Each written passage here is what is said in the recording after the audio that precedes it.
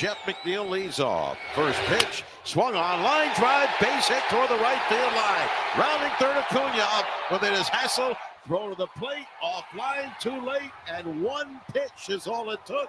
The game is over, and the Mets have come from behind to beat the Nationals here in Game 1 of this series.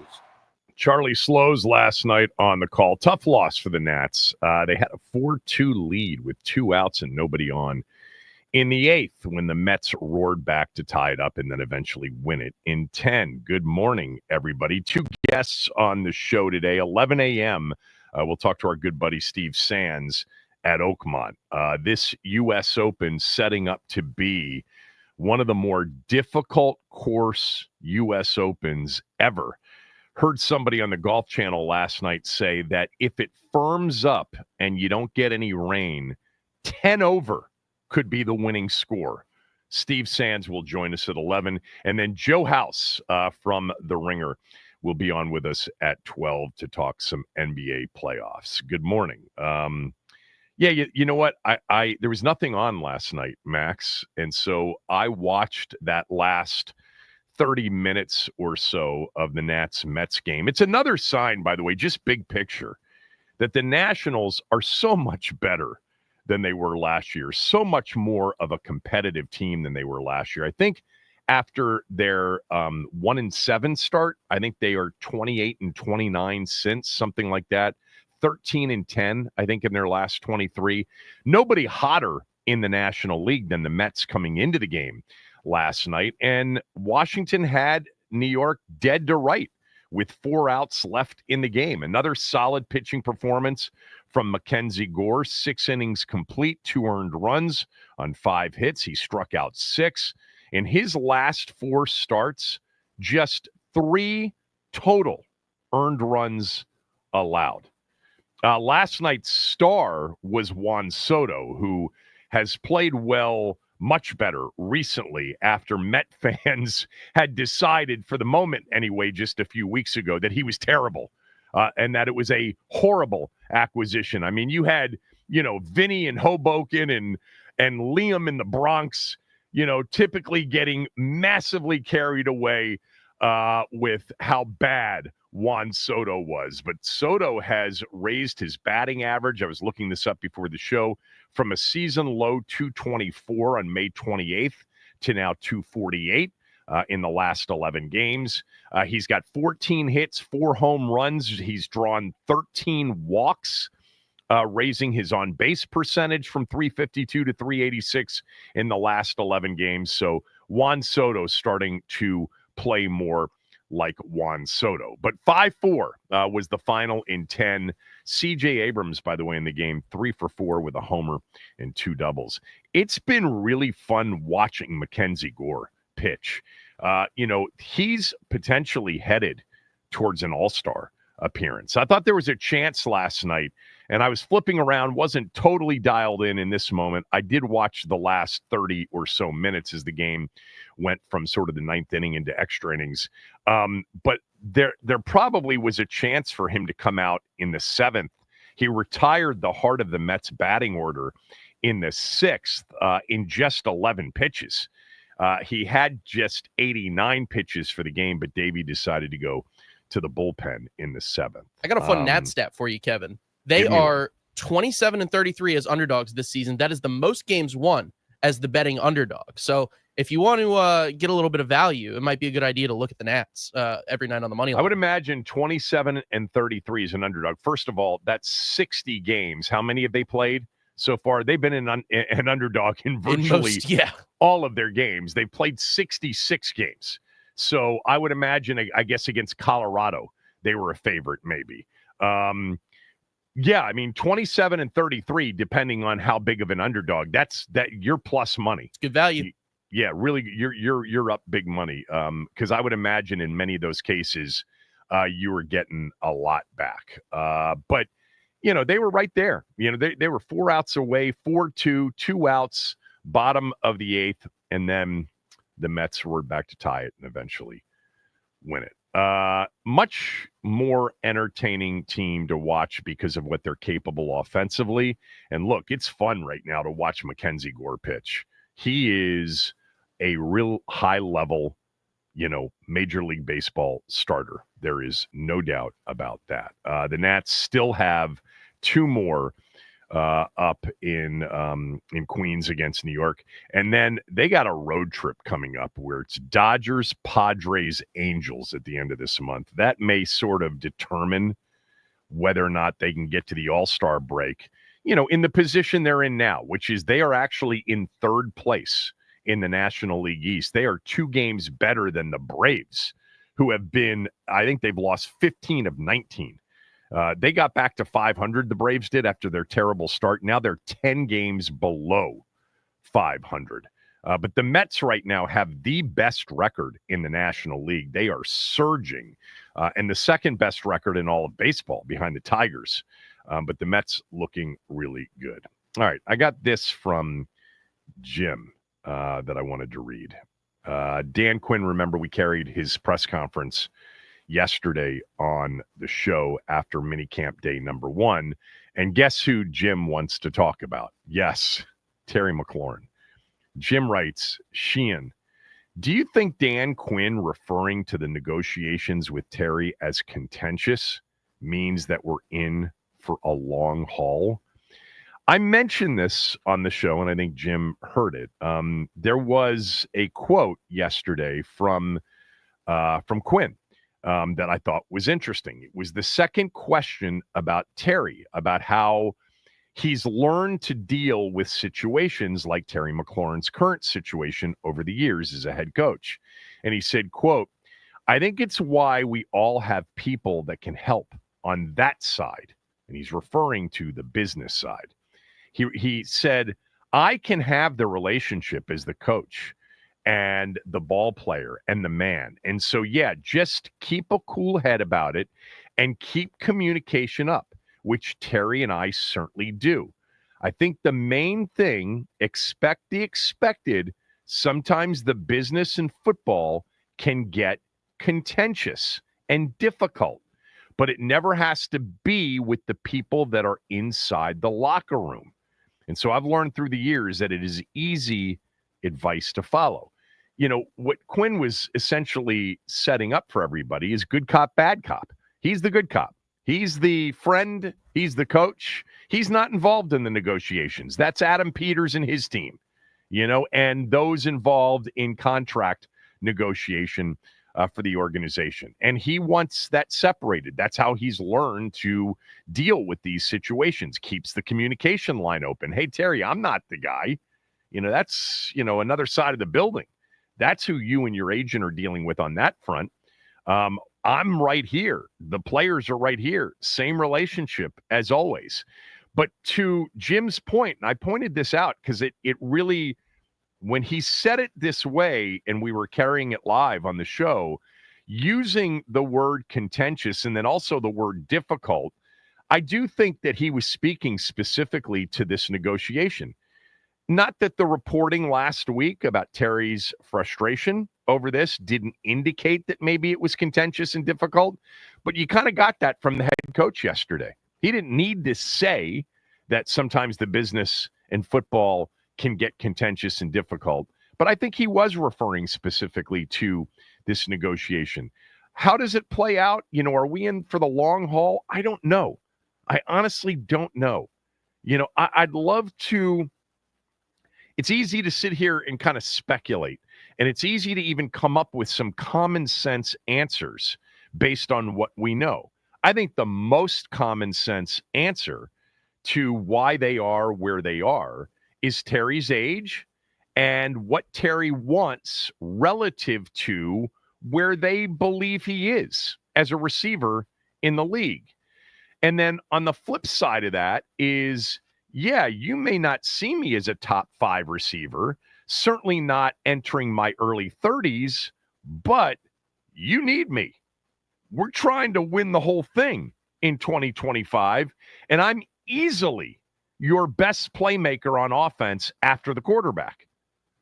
And so, yeah, I think when this first started to be a conversation, meaning OTAs had started, Terry's not there, It was really not a big deal. I'm not, by the way, on the verge of saying it's a big deal now either. I'm not.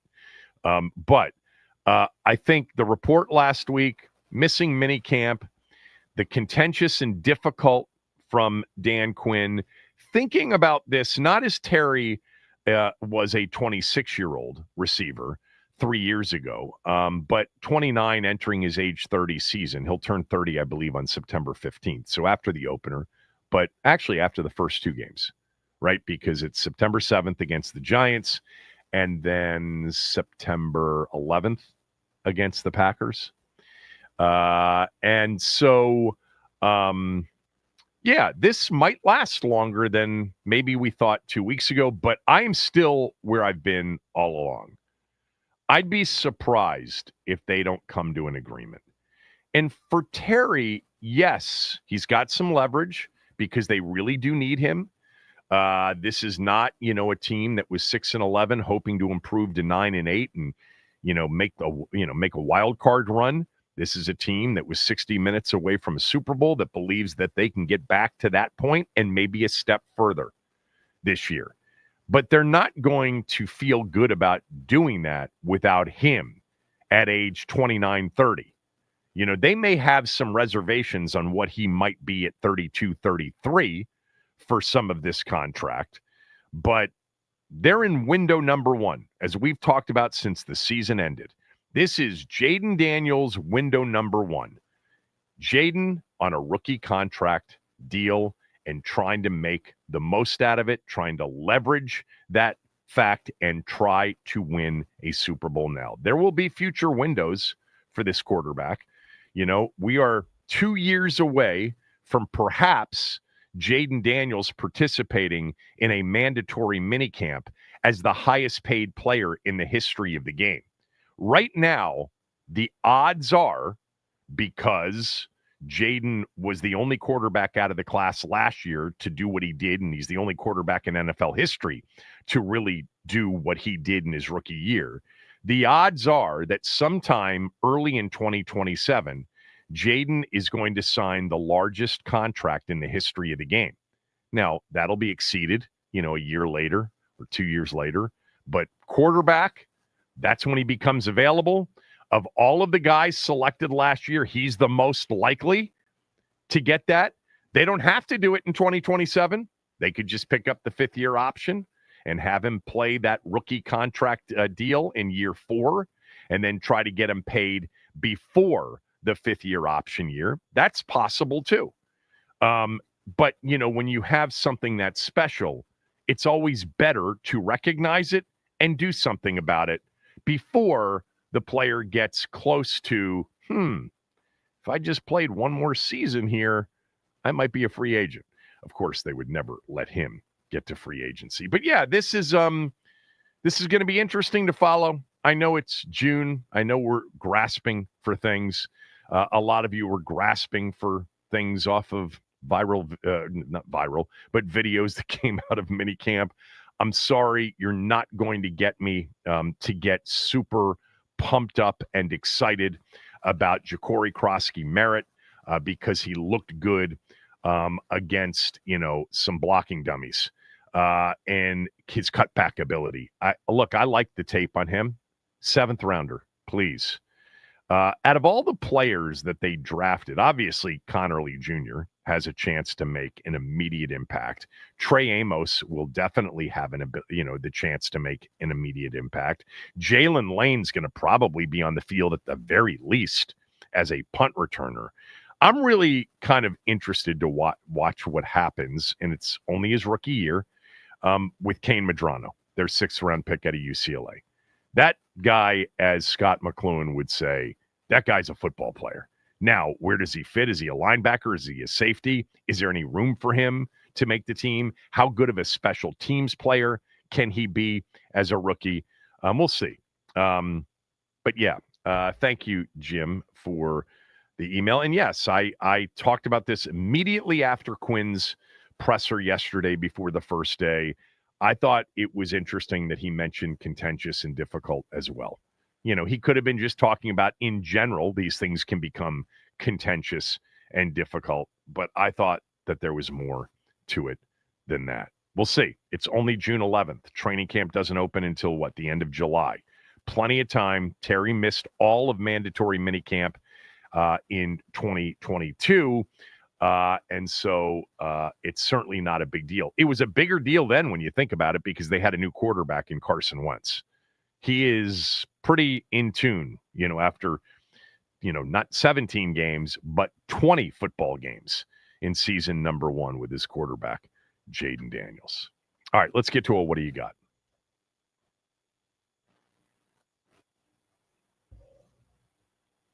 So college basketball fans, major rule changes have been voted on and approved for the upcoming 2025-2026 season. It starts with college coaches can now challenge calls. They'll have the ability to have one challenge. They'll need to have a timeout to challenge. If they're successful, they'll be allowed one additional review for the rest of the game, just one.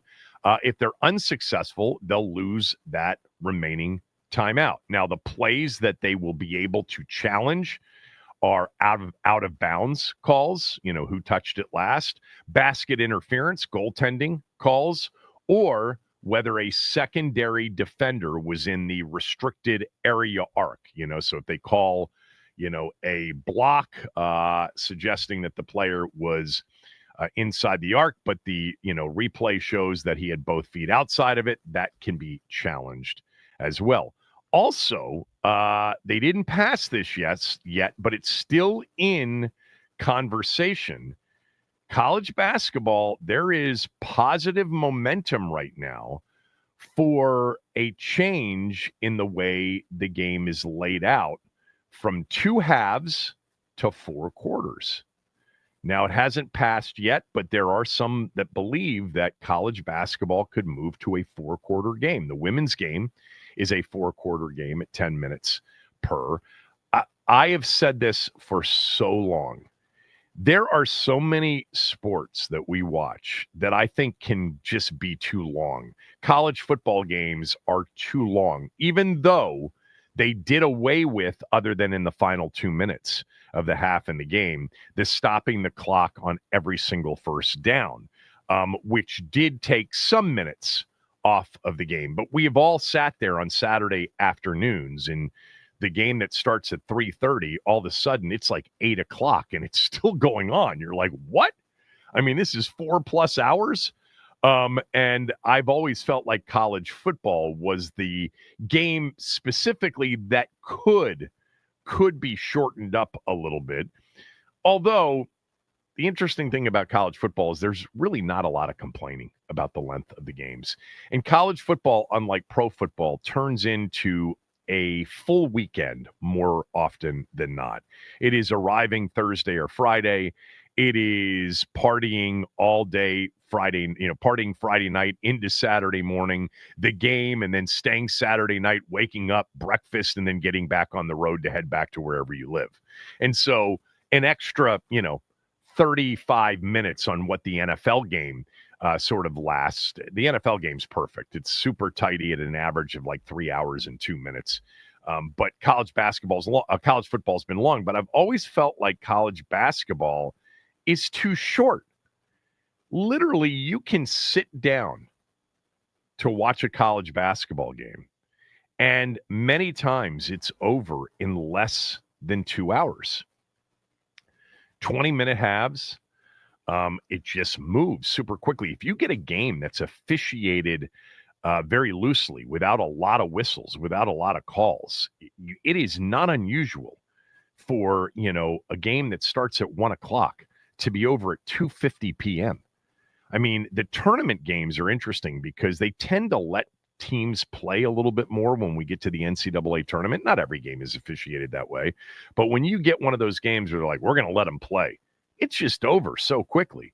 If somehow you arrived late to the game, you're there sometimes for just an hour and 20 minutes, an hour and 25 minutes, and it's over. Now, the move to 4 quarters isn't going to change anything. They're not going to go to 12-minute quarters and turn it into a 48-minute game. It would still be a 40-minute game, so it's not going to shorten the overall product or lengthen the overall product. But just interesting that they are considering it. Honestly, I don't care when it comes to the 20-minute halves.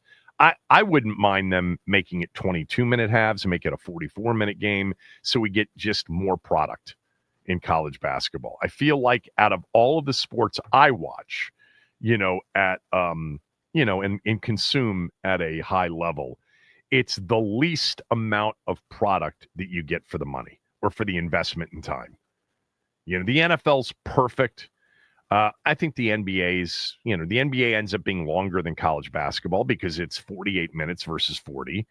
And you have more timeouts and they get used a lot more often, it seems like. And that can be, more of like a 2.5 hour game. It's never less than 2 hours. I think baseball's now, some people would argue it's too short. I love baseball now, how much they've sped up the game. I think that was incredibly necessary. I don't know. The NFL seems to have it perfect, though. I mean, you sit down at 1, and you're pretty sure that when you get to 2:50, when you get to, it's for a 1 o'clock game. When you get to 3:50, 3:45, 3:50, you're at like that 2-minute warning. And those last 2 minutes can take up to 15 minutes, and you're right at 3 hours, And then if it's a really close game and there are more timeouts used, sometimes that game will last to, 4:10. 4:15, but still in plenty of time to get you ready for the 4:25 kickoffs. Sometimes the 4:05s go quickly, and they're underway. Man, the NFL has figured everything out over the years. By the way, I can't wait for NFL to get underway.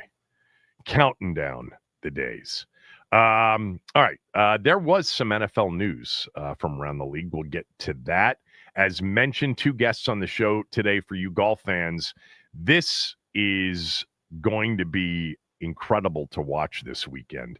The U.S. Open at Oakmont, where the rough is high, the greens are running at 14 plus, and they're talking about, something over par winning the tournament, and some have suggested it could be double digits over par to win the U.S. Open. Steve Sands will join us at 11. Kevin Sheehan Show, the Team 980 and the Team980.com.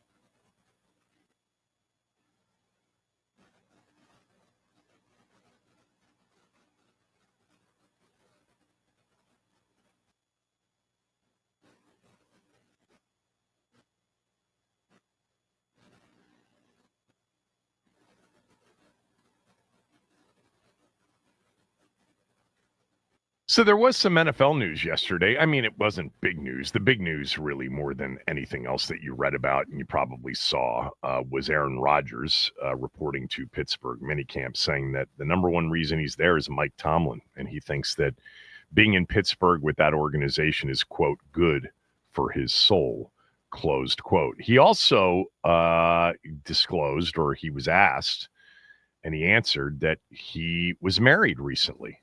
Nobody followed up and asked him to whom. Do we know who Aaron Rodgers married? I have no idea. I'm kind of shocked that any of the Pittsburgh reporters didn't follow up. But at the same time, if they did follow up, I'm willing to bet that there was a really good chance Aaron Rodgers would have said, "That's my business, not yours." Yeah, but there's a way to ask that question. Absolutely. In a very, you just say, look, if this is too personal, understood, but who did you marry? Yeah. But he revealed that he was wearing a wedding ring. I mean, the fact that he had his wedding band on, I bet you, knowing as a football fan, Aaron Rodgers, he was hoping somebody would ask. And he was asked, if what he was wearing on his ring, what he was wearing on his ring finger, and he said it's a wedding ring. But nobody asked the follow-up, which is nuts. How many times has Aaron Rodgers been married? Was he married? He was married to Olivia Munn, right? Were they married or were they dating? I'm not 100% sure, because it was Olivia Munn. I thought he was dating. I thought he married Olivia Munn. Did he? Danica Patrick, he never married, right? I thought, did he marry Shailene Woodley? I really don't, because I know they were together. He married Shailene Woodley. I thought he married Olivia Munn. It's going to say it in his Wikipedia. It right? should. You'd think, right? Well, you find that out. Look it up and see who he's been married to. We'll be the researching. other piece of NFL news, and it was not like a big headline or anything, but I noticed it just like I noticed Nick Chubb last week signing with the Houston Texans. J.K. Dobbins signed with the Denver Broncos yesterday. The deal, according to ESPN, was 1 year for $2.75 million, with another $5 million in incentives. But it's exactly what we had talked about as it relates to Dobbins and Chubb in this offseason, is you could get them essentially for next to nothing. A 1 year, very low money deal with, it pounded and built up with incentives. I'm a bit surprised that Washington didn't sniff around on Chubb or Dobbins. Actually, let me rephrase. I'm not surprised. I don't really have a feel for what they were thinking about running back. I would have liked to have seen them, sniff around those guys to see whether or not medically it made sense to offer Dobbins or Chubb a 1 year, $2.75 million deal with incentives. Because let's face it, none of that is more likely than not guaranteed. So you could have brought them in and you could have released them at the end of training camp if it turns out that they weren't any better than what you had, or they weren't, healthy. I guess you are certainly taking the risk that they get hurt before you release them or decide to cut them. But what are you really on the hook for? $2.75 million? J.K. Dobbins at his best is better than anything they have on their roster right now that we know of. Okay? I'm not discounting Kroski Merritt. I'm just saying what I've been saying, which is in the last 10 years, 33 running backs have been taken in the 7th round, and one out of the 33 has been a major contributor, and that's Isaiah Pacheco in Kansas City. That's it. That's the list. 1 out of 33. So the odds are stacked based on history against Kroski Merritt becoming a significant contributor. I would have looked at Dobbins. I would have looked at Chubb. Maybe they did. And maybe the fit was better for both of these players in these other locations. I've not seen any reporting that Washington was involved in any of these guys. But anyway, that leads me to this. Do you have the Aaron Rodgers who he married yet? So yeah, according to the Wikipedia, he was in a relationship with Olivia Munn, never got married. Okay, that was married. 14 to 17, and then Danica Patrick in 2018 to 2020. Then he started dating Shailene Woodley, and they got engaged. And then in February of 22, they called off their engagement. So that's Aaron Rodgers dating. So he's never been married? Never. Okay. According to Wikipedia. I guess we'll find out at some point who he actually married this time. Speaking of Olivia Munn, I don't think I've mentioned this. Big fan. On the show. I binge watched over the weekend the John Hamm show on Apple TV, Your Friends and Neighbors. It is really good. High recommendation on Your Friends and Neighbors. It's 9 episodes. Each episode is 40 minutes, roughly 45 minutes. It is, I think I would describe it as sort of a comedy drama, maybe a dark comedy drama.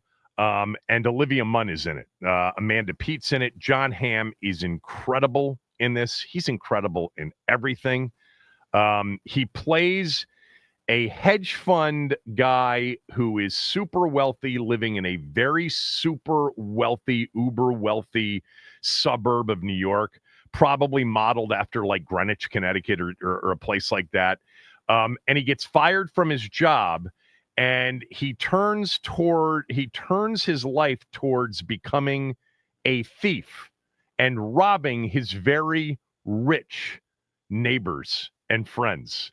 It's very well done. The only thing, and I was telling Tommy this yesterday on my podcast, the only thing that I didn't love, I didn't think the acting was that great from some of the people, but he is phenomenal. Olivia Munn's great. Did you know that she was sick? She's battled cancer. I didn't know that until, yeah. I didn't know that. Yeah, she was diagnosed with breast cancer, I think, last year, and she's had some a tough go with that. But she was excellent in this show. Amanda Pete, I'm not a massive fan of, but she was good. But man, John Hamm in this show, it's worth it just to watch him. And this sets up for a season 2 at the end. But if you're looking for a quick binge over a weekend, 9 episodes at 45 minutes each, you'll watch episode 1 and you won't be able to turn it off from that moment on. And I literally got through it on Saturday and Sunday. Very early, very late at night and very early in the morning. That's the best cosign. That's the best cosign you can give a show, though. What? Is being waking up at the crack of dawn because, like, I want to watch the show. 100%. That's what happened. Like, I woke up and I was like, I got to get to the next episode. Got to get to the next episode. John Hamm's phenomenal. And I never watched Mad Men. That's a big hole in the television resume. Never watched Mad Men. I don't know why I haven't watched it, because it would be right up my alley, I think. But he was outstanding in this show. Totally worth the watch. It's called Your Friends and Neighbors, and it's on Apple TV. All right, so I looked at something before the show this morning because I wanted to know, we're at that stage now where all of the, preseason previews and picks are starting to come out. Typically you get them in early June so people can sort of sit with them, and then you'll get like a lot of them that'll come right before the season begins. And I found 10 random NFL NFC East previews, and all 10 had Philadelphia winning the division. That surprised the hell out of me. Like, I thought that going into this summer, when we started to get into, preview season, that Washington would be picked to win a division here and there. And maybe they still will be as we go through the rest of the summer and more of these come out. But I found literally 10. Some of them were really obscure, but all 10 had Philadelphia winning the division. This is a division that has not had a repeat winner since 2004, as we've discussed many times over the years. I think it's because of just how impressive Philadelphia was on their way to winning the Super Bowl, but specifically the last impression that we have of Philadelphia. And by the way, the last impression we have of Philadelphia versus Washington. Now, I will tell you, in all 10, Washington was picked to finish second. And then the Cowboys were picked to finish third. Actually, there was a couple where the Cowboys and Giants were jumbled up, with the Cowboys last, the Giants third. I know I've said this before in recent years, and it has nothing to do with anything about the way I feel about the Giants. I just think the Giants roster has been much better in recent years than their results. Their results have been have been essentially driven by quarterback play and injuries.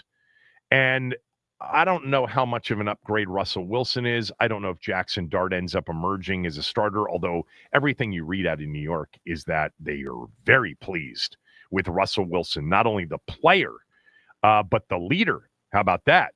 But this is a team that has a really good offensive line. They've got a budding and emerging super high-level star at wide receiver in Malik Neighbors. They have, I think, a very underrated from his rookie season, but, eyes to keep on at the beginning of the season, which starts here on September 7th. But Tyrone Tracy had a very quiet but very productive rookie season at running back. And then their defense, man, is loaded. Loaded. You got Dexter Lawrence. You got Brian Burns. They added, obviously, Abdul Carter. They've got guys like Okereke and McFadden. They are good on defense. I don't know what that means. I was looking at their schedule because I was like, and again, what do you know about a schedule? But if the teams they face to start the season are the teams we believe them to be, they start at Washington, at Dallas, and then come home for their home opener against the Chiefs, and then in week 4 play home against the Chargers. That is brutal. It's funny that two of the worst teams, at least in over-under counts heading into the year, have two of the most brutal starts you would ever think teams could have. Cleveland has the lowest over-under heading into the season at 4.5 wins. They open with Cincinnati at home, go to Baltimore in week 2, host the Packers in week 3, and then go to Detroit in week 4. Oh, and then it's Vikings, Steelers, Dolphins. I mean, even if you were looking for what's that team that has the best chance to go from last to first, because we see it all the time, in the NFL. Somebody comes out of nowhere. You look at the Giants and you look at the Browns and you're like, even if they are improved, and I'm not suggesting the Browns are improved, I do think the Giants are improved. But look at the brutal starts potentially. I mean, they may not be able to climb out of what the NFL schedule makers created for them to begin with. But back to sort of the NFC East previews. We may get people picking Washington as the summer goes along and towards the beginning of the season. But I'm surprised. I think Washington deserves some consideration for winning the division. They will have, I think, the best offense in the division. Philadelphia certainly is going to be able to run the football like they did last year. But I think overall, Washington will have the most dynamic, the most explosive, the most effective, the most efficient, best quarterbacked, maybe the best schemed up offense in the division.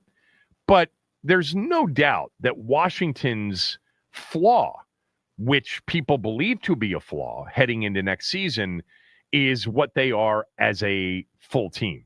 Because defensively, not that good. And Philadelphia, loaded defensively, even with the players they lost. Milt Williams, Josh Sweat, etc. They just always seem to plug and move on with, comparable, if not better, younger players. The Cowboys have a chance to be better, I guess. I just don't trust. I wouldn't trust Dallas as far as I can throw them. Who knows what kind of coach Schottenheimer is going to be? Who knows whether or not Dak Prescott can actually stay healthy? Who knows whether or not they can actually run the football? They added Miles Sanders and Javonte Williams. They added Pickens, obviously, to go with CeeDee Lamb. It's funny because the 3 teams in the division that are not Washington should be good on defense. Philly, for sure. I think the Giants And Dallas, they're going to get Parsons signed. He showed up at minicamp even without his extension. You're going to get Parsons, along with, remember, they had a lot of injuries defensively last year. They lost Ron Bland for a big part of the season coming off that year in which he had all those pick sixes in 2023. You got Trayvon Diggs, who was hurt last year. They've got, they brought back Dante Fowler Jr. That's where he landed, if you weren't sure.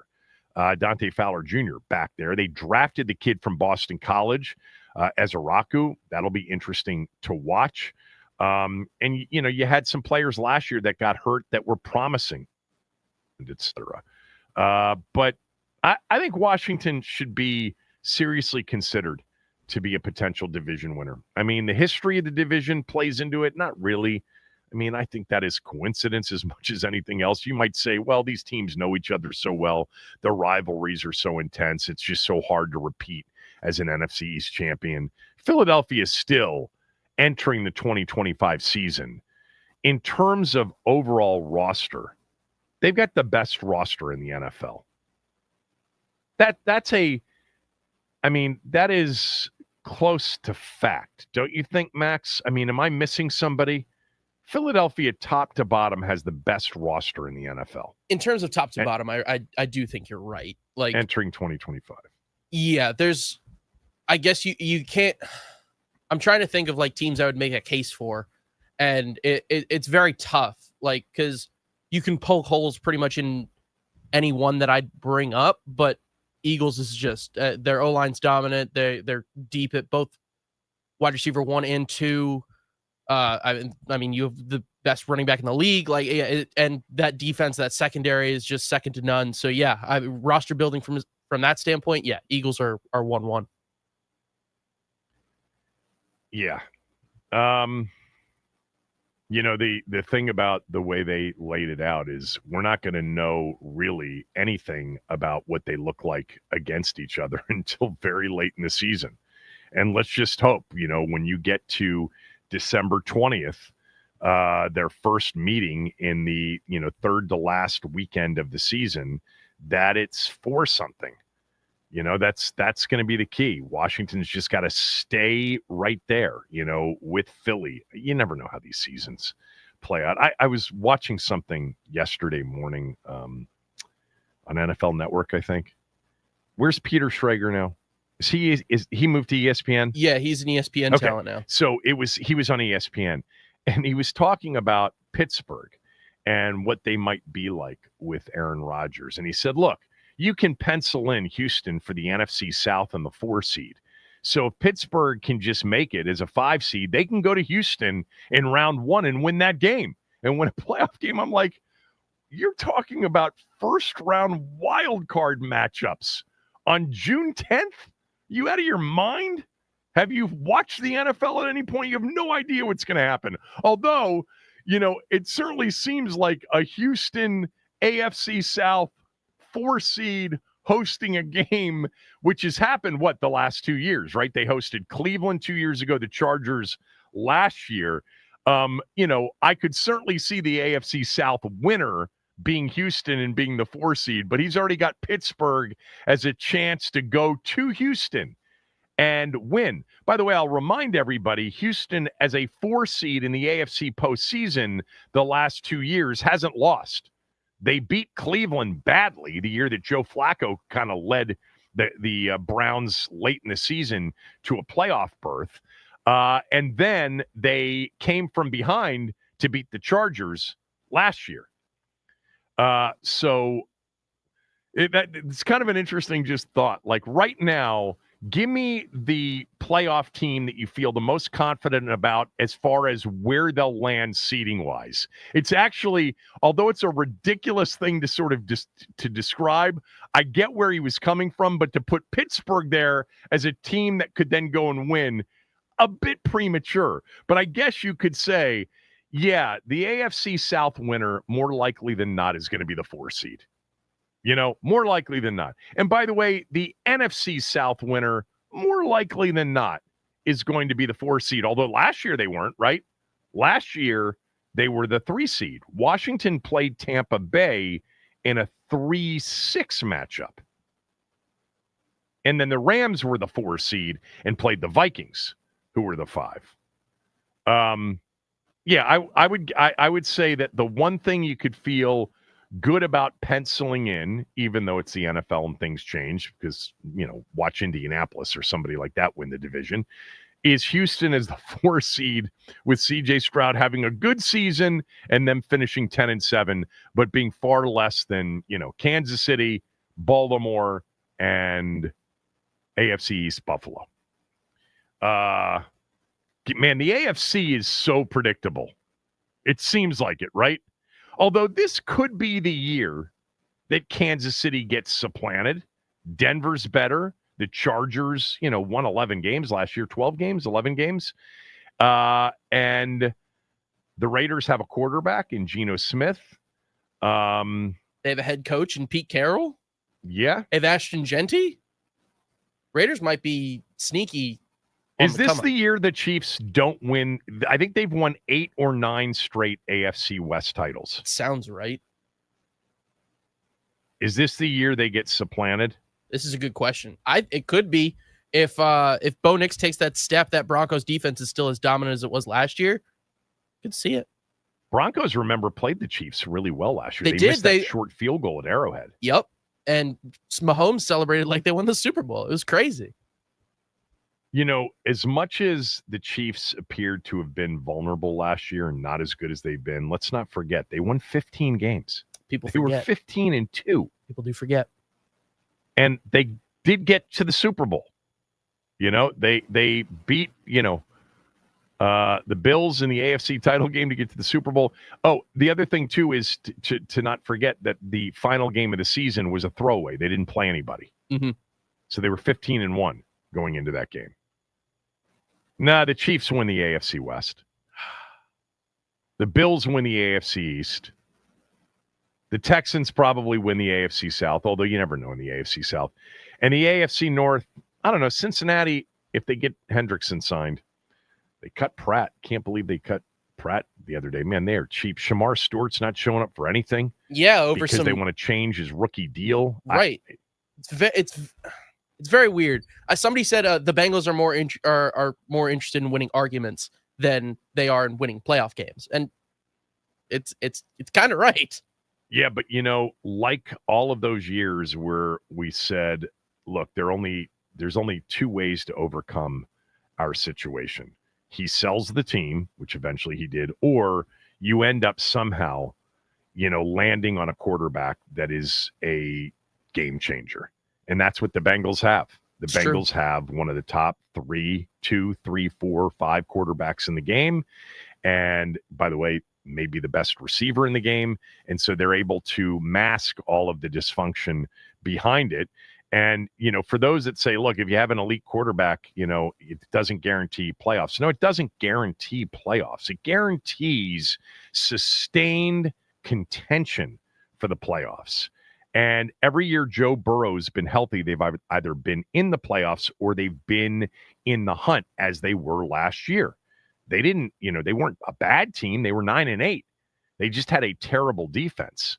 But that's how you mask the dysfunction organizationally, is to end up with Joe Burrow at quarterback. If Washington during all those 24 years had landed on a Joe Burrow type, even if it were by accident, that could have kept them much more competitive over the years, despite the dysfunction. Although, because the owner was so horrible, there was always the thought that he would get in the middle of a really good quarterback and coach relationship and mess it up anyway, as he did with, not necessarily a guy that was going to become a transcendent quarterback in RG3, but obviously they screwed up 7 ways to Sunday, the Kirk Cousins situation. Again, not that Kirk Cousins was Joe Burrow, but he was a quarterback capable of keeping them competitive as he did when he was the starter. All right, Steve Sands coming up at 11 a.m. We'll talk U.S. Open golf. Kevin Sheehan Show, the Team 980 and the Team980.com.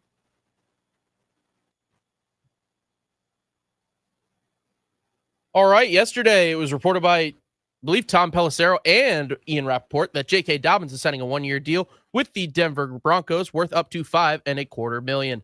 The New York Knicks continue their head coaching search with very little luck. Their requests to interview Houston head coach Ime Udoka and Dallas Mavericks head coach Jason Kidd were denied. Team USA Soccer played Switzerland in their final tune-up game for the Gold Cup and got worked by a score of 4-0. This extends their losing streak versus European teams to 8 games, including a home losing streak of 4 games. The Washington Nationals, they fall to the Mets. Jeff McNeil hits the walk-off hit, and the Nats leave 7 runners on base with ample opportunities to close. They will continue their series tonight at Citi Field. Charlie and Dave have you covered with Nats on deck at 6:40. This update is sponsored by the Team 980 YouTube page. Just open the app, type in the Team 980, and hit subscribe. Kevin Sheehan is live from 10 to 1, and Craig Hoffman from 4 to 7. Don't forget to like the stream and turn on notifications to stay up to date on all things DC sports.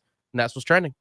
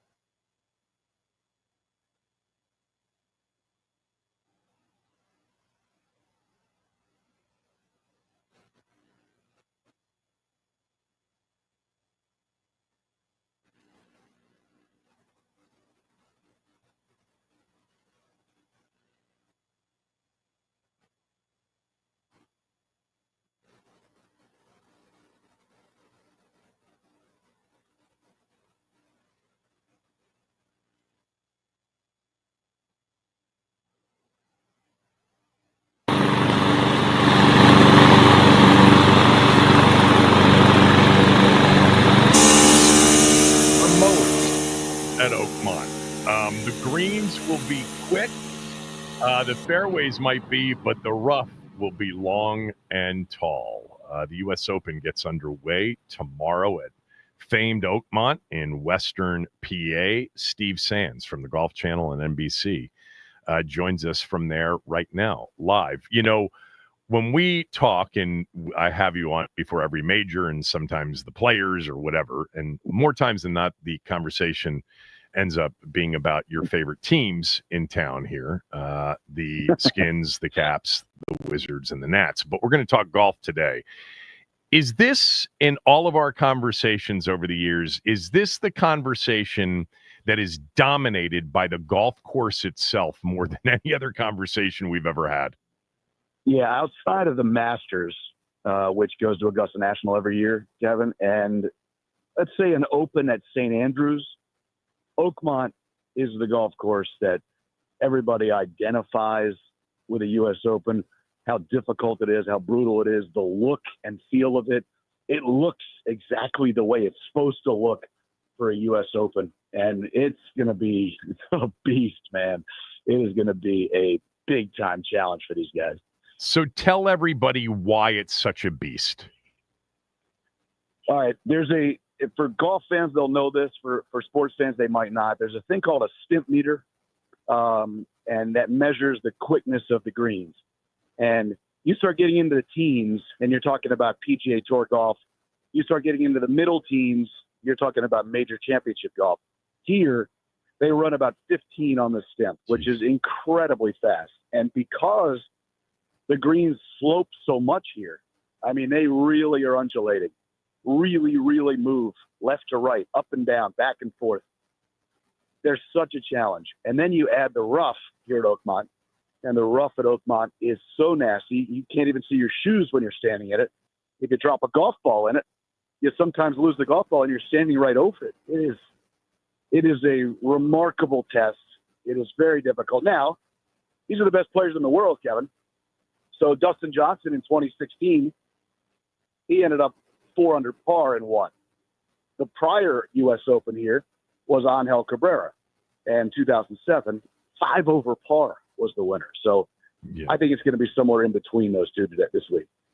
All right, we'll get to that in a moment. The other thing about Oakmont, for those that are big golf fans and remember that DJ winning the last time it was there, Cabrera the time before.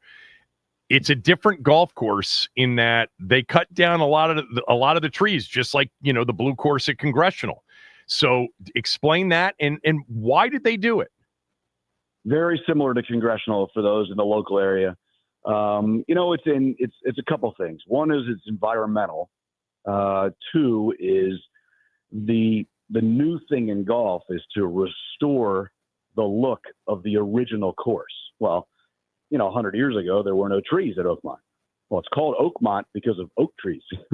So right. the oak trees ended up, growing and growing and growing. And they decided, 10 or 11 years ago, the membership decided, let's get it back to its original look.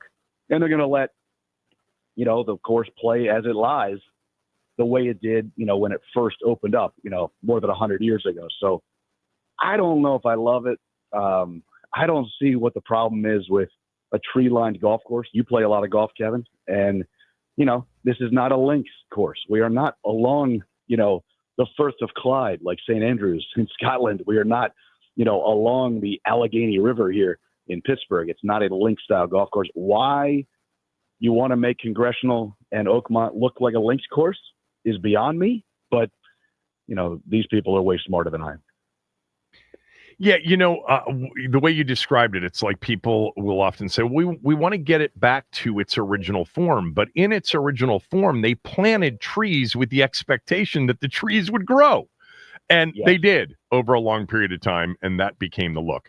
So what will make this golf course impossible to play, meaning that over par and maybe well over par ends up being the winning score? And then what would make it very playable where you would end up with perhaps multiple players under par? We'll go with the latter first. The reason it'll be a little bit playable this week is because there's been so much rain in the Pittsburgh area the last couple of weeks that the golf course is soft. It's a little bit more receptive than they'd like. They want it to be firm and fast and just be, balls bounding into the rough, from the fairway. It'll be a little bit softer than they'd like, especially the first couple of days. It might rain again on Saturday, but, it didn't rain yesterday. It's not supposed to rain today, tomorrow, or Friday. So it should get a little firmer and faster. And the greens are more receptive as well because they're a little bit spongy. They're still fast, but they're receptive because of all the rain. So the key here by far, Kevin, is to play from the fairway. If you are in the rough, you are either going to be A, hacking it out, or B, perhaps leaving it in the rough. Some guys were telling me yesterday in the practice round, they were having a hard time advancing the golf ball from one spot in the rough to the other. So you're going to see a lot of guys hit the rough and hack it out. So if you can hit the fairway, the two stats to me that mean the most this week are fairways and greens hit in regulation. Because if you are not in the fairway and not on the greens, oh man, you're bringing big numbers into play. You have to stay away from double bogeys. Bogeys are okay, but you have to stay away from double bogeys, and that's going to be a very tall task this week. I would imagine, too, you cannot be above the hole on the greens. Oh, man. If you are – now, it's interesting here. Above the hole usually means beyond the flagstick. At Oakmont, it's the other way around. Most greens here, they pitch from front to back. Wow. So it's a little bit of an opposite effect, if you will. Wait till you see the first green. I mean, my gosh, the first green is nuts. I mean, it is straight downhill. I mean, it is strongly straight downhill. It's really, really interesting. The greens here, they're not as famous as Augusta National because Augusta National hosts the Masters every single year. Oakmont is hosting its 10th U.S. Open, more than any other U.S. Open venue. It's a storied course, a famous course, but the greens aren't as famous as the greens at Augusta National because people don't see them every single year. However, the greens here are every bit as challenging as any green complexes on the planet in this sport. I was watching, we're talking to Steve Sands, of course, and I was watching Rich Lerner and Brandel and Paul McGinley last night on your network, the Golf Channel. And McGinley said the following. He said the drainage system's incredible. So the rain of the last many weeks may be a factor, but may not. But he said if it firms up, he said, I think plus 10 wins it. Is that an absolute crazy, exaggerated position, or is that possible? 100% possible. Totally agree with Paul. Love Paul, by the way, on and off. Yeah, I do too. He's a great guy. Very, very bright. High golf acumen. He's awesome to talk to. And he's right. If it's firm and fast, now it's not firm and fast just yet, but if it does get firm and fast, look out. Because what happens is, and you know this, Kevin, when you hit golf balls not straight down the center, but a little bit to the right or a little bit to the left of the fairway, normally it'll just kind of plop down and then sit in the fairway. Well, if it's firm and fast, those golf balls that find the edges of the fairways will suddenly, find the rough. And my gosh, if you're in the rough here, you can forget it. So it'll be really interesting to see this place if it does get firm and fast. It was really windy yesterday, and it firmed up a little bit. It's not supposed to be as windy today, but the sun is shining, and that means it'll dry out even more. And then you have tomorrow, supposed to be the same thing. And then on Friday, supposed to be the same thing. Not supposed to have any rain at all until Saturday. So if this place firms up, for sure, over par is going to be the winning score. But that's a big if. We'll see if it does firm up. All right, let's talk about, contenders here. And you have to start with Scotty Scheffler. He's become a machine every time he is in the field. I mean, you know this, and many listening know this, but he's plus 250 to win this thing. Plus 250 is outrageous.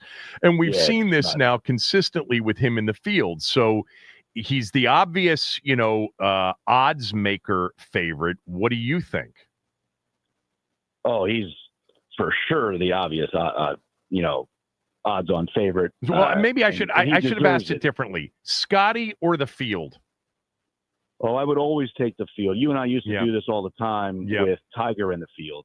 I would always take the field when it comes to one player versus 155. But, and this is a big but, Jack Nicklaus once told me, and I've told you this before every time we're at the Masters, he says it to me all the time at Live from the Masters. When we speak, you and I speak at Augusta, he always says this. You get 4 cracks at it a year. Now, you only get 4 shots at it a year. And you have to be playing well going into a major. You can't find your game in a major, he says. You have to bring your game to a major. So nobody's playing better than Scotty. I mean, it's outrageous what he's doing right now. And, you know, McLaurin is trying to find his way again after winning the career Grand Slam. And, you know, some of the other guys who are up there aren't quite in form as far as the top 5 or 10 guys, and Scotty is. So, you know, if you did the math, he is by far and away the favorite and deserves to be. So give me the list of other players that are bringing their A game into the Open that you really are keeping a close eye on. I think Ludwig Oberg, Kevin, is playing very well. I think there are some other guys. You know, I think Xander Schauffele will play well here. He's played well. He's played better in the last few weeks. He was injured early in the year. And I think Xander Schauffele, 2-time major champion last year, I think he will play well here. Bryson DeChambeau is playing good golf. And, you know, you have that LIV PGA Tour debate, Kevin. I'm not into that because Bryson's the defending champion. Right. And also, Brooks Koepka won a major 2 years ago coming from LIV. So I don't buy the LIV thing that it's not. Joaquin Niemann is playing great golf on LIV, but he stinks in major championships. So I can't pick him. But I do think Xander, Bryson, Scotty, I think Harris English, Tommy Fleetwood, there are plenty of guys who are playing good golf right now who could certainly win this thing. Could Justin Thomas contend, and what about Shane Lowry? Shane Lowry was the 54-hole leader by 4 shots the last time the U.S. Open was at Oakmont in 2016. When Dustin won. Dustin ended up winning, but Shane Lowry was the 54-hole leader. Now he comes here as a major champion. Now, what's weird about Shane is great player, and I love him. He's a great guy, but he hasn't closed well lately. It's very strange. He's played well, get himself into contention on Sunday, and then hasn't performed well over the last 18 holes. So I don't love Shane. I mean, I think he has a chance to win here because he's such a great player, and he's familiar with the golf course. But for some reason, he hasn't played great on Sunday. You know, I think, who was the other name you said? I mean, Justin has had some up and down rounds, but he's obviously played a lot better here recently than where he was, say, a year and a half ago. Yes, I apologize. I forgot you said Justin. Yeah. I think Justin Thomas, you know, can certainly play well here. It's not a golf course that would be intimidating to him. He's got all of the shots. He's got the power. He's got the touch. I don't know if I trust his putter right now, Kevin. You know, his putter right now is not razor sharp. And let me tell you, you're going to have to make a lot of 6 to 12-foot par putts this week. You're going to have your putter will be tested this week, and there will be a ton of par save opportunities. Players say this to us all the time, Kevin. Birdies and eagles are great. That's what everybody looks at. But what really keeps a round together, what really keeps momentum pushing forward, what really keeps a player in a good frame of mind as he plays is when he has those par saves, those 6 to 8, 10, 12-foot par saves that you got to make to score, to take a 74 and make it a 70. Those are the par putts you've got to make. And I don't know if I trust Justin Thomas with that right now. All right. Before we get to your picks and the finals, score pick, we got to talk about Rory a little bit. Since winning the Masters, he has not played well. In fact, he's played poorly. There was the issue of the driver at the PGA. So just give the those that are just starting to pay attention leading into this major, the overall state of Rory since winning at Augusta. Let me tell you a tangent really fast. Have you ever been to Pittsburgh, Kevin? Yes. Love it. I mean, as we dream about this new RFK site, Yeah. I just drove past where the Steelers play and PNC Park where the Pirates play. Yep. The stadium situation in this city is so spectacular. Yeah. It is so great. Downtown, visible to all the roads. It's just gorgeous. But anyway, so McElroy. Lots of bridges. I think more bridges in Pittsburgh than any other city in the United States. Fun fact to know and tell. Yeah. Continue. Yeah, it's all around tunnels as well. They got all things going on here in downtown Pittsburgh. It's cool. You know, I think there's a motivation factor going on with McElroy. I'm not saying he can't win this week and he can't win next month at Royal Portrush at the Open Championship, but you know, he's had one single goal his entire life. Every day of his life, Kevin, has been to win the career Grand Slam. Well, it took him a long time. The other 5 guys who did it, there's 6 players in the history of the sport who've done it. The other 5 who've done it did it in either 1 try or 3 tries. Took him 11. Yeah. So he's been waiting a long time. And he admitted last week in Canada, we were up there for the RBC Canadian Open, that he's just he's not going through the run of things, but he's just not as motivated as he was. And he needs to kick it back into gear. So go back to what I said about Jack, that you got to bring your game to a major, not find it.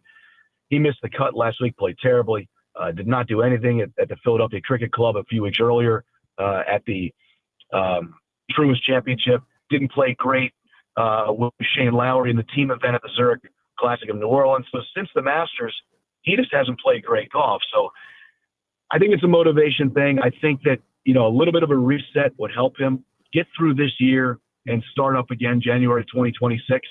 But I do not expect him to play great this week. However, I think he's the best driver of the golf ball in the world. So if he finds the fairway here, perhaps he has a chance. But he has not found a fairway, it doesn't seem like, since Augusta. So I think it'll explain the driver situation, why he had his driver pulled before the PGA. Scotty did as well. But just explain that for everybody, because I'm not even sure I'm totally clear on it. So the rules of golf are governed by the USGA in the United States. And the PGA Tour and the PGA of America, which runs the PGA Championship, the PGA Tour runs all the PGA Tour events, they adhere to the USGA standards. Every week on tour, they test drivers, but they don't test every driver. They test about a third of the field, about 50 players. So at the PGA Championship, the PGA of America asked the USGA to look at all the drivers. The reason they look at the drivers is because of technology, the face of the driver is so thin. These guys are hitting golf ball after golf ball after golf ball. They pound their driver into submission, and they don't even know when it's not conforming to the rules. They truly do not know. No one's cheating here. Scotty didn't cheat. Rory didn't cheat. The problem is that they're supposed to keep that quiet. I don't know why, but they have to keep it quiet. Well, McElroy's got leaked out, and it got reported. Scotty's did not. Well, that's really bad because, first of all, Rory didn't cheat. Second of all, because of social media and all those yahoos, they're saying, oh, Rory cheated to win the Masters, and he's been cheating all along. And that's not true. And shame on the USGA, and shame on the PGA of America, and shame on the PGA Tour for A, allowing that leak, and B, not testing every driver instead of a third of the field. It's all random, by the way. Just test every driver. They have the money. They have the technology to do it. And then disclose whose driver is getting taken out. Scotty Scheffler won the PGA Championship at Quail Hollow, Kevin, with a different driver than what he arrived in Charlotte with, and no one said a word about him because he won the event. Yeah. And that's just ridiculous to think that any player would cheat in that regard. I'm not saying there's not cheating in golf. There's plenty of cheating in golf. But the people who are getting their drivers taken away from them by the USGA because of that standard that they have with the face of the club, to allow the public to drive a narrative that someone is cheating is so wrong. Yeah, they're doing wrong by the player, Kevin, and they have to fix that. It's so wrong to do that to a player. To allow the public to think a player is cheating when he's not is so preventable, and they just haven't done that yet. Your phone's starting to break up just a little bit, but so let's just wrap it up here. Give me your pick and just give me somebody from the back of the pack that you like. I'll take a trifecta box of Scheffler, Harris English, and Tommy Fleetwood. I think those three guys are going to be in the mix. If Scotty plays well, Kevin, you can forget it. He's playing so great. If he's playing well, he's going to win. But I think this place is so tough, you've got to add a couple of players who are fairway finders and really good on the greens. I'll take Tommy Fleetwood and Harris English along with Scotty Scheffler. And the winning score will be? I think someone's going to get to under par. I think the total, by the way, is 278.5, which is minus 1.5. Mm-hmm. I think minus 2 is going to be the win. Thank you for doing this. Enjoy it. I'll talk to you soon. Of course, anytime, Kevin. And by the way, one last thing. Yeah, I'm really glad you're back. I'm glad you're feeling well.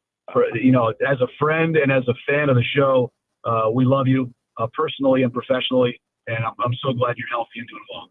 I appreciate that. I'm great and love you, and I'll talk to you soon. Thanks. All right, Kevin, be good. Steve Sands, everybody at Oakmont. Man, this is going to be a fun watch. So a couple of weeks ago, I had this guy, Michael Arkush, on the show. He's written a book called The Top 100 in Golf History. I've not had a chance to play that on this show, but we're going to play it next. Kevin Sheehan Show, the Team 980 and the Team980.com.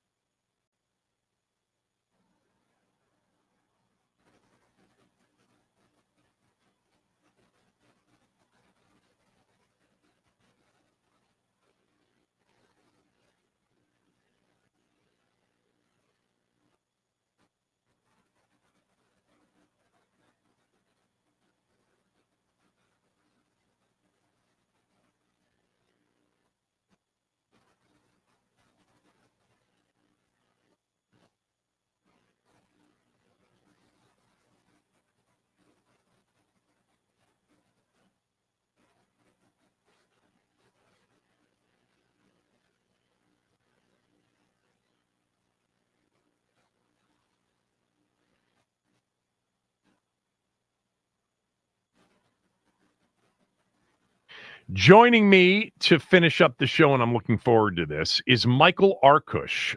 Michael has written or co-written 15 books, including New York Times bestsellers From the Outside with Ray Allen, The Big Fight with Sugar Ray Leonard, and more. And with the second of 4 golf majors taking place this week down in Charlotte at Quail Hollow, I thought it would be a good time to talk about Michael's new book, The Golf 100, a spirited ranking of the greatest players of all time. We love list books. You know, in mentioning just the book that you did about Sugar Ray Leonard, I was thinking that we as sports fans, we love kind of list making and rankings. We'll get to your book. We'll get to golf in a moment.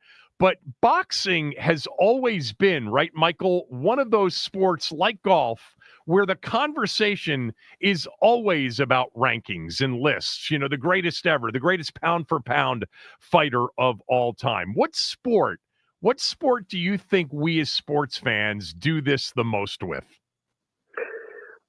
That's a great question. I mean, it seems like we do that with basketball a lot. Maybe that's because LeBron right now is wrapping up his career and we make the comparisons to Michael Jordan.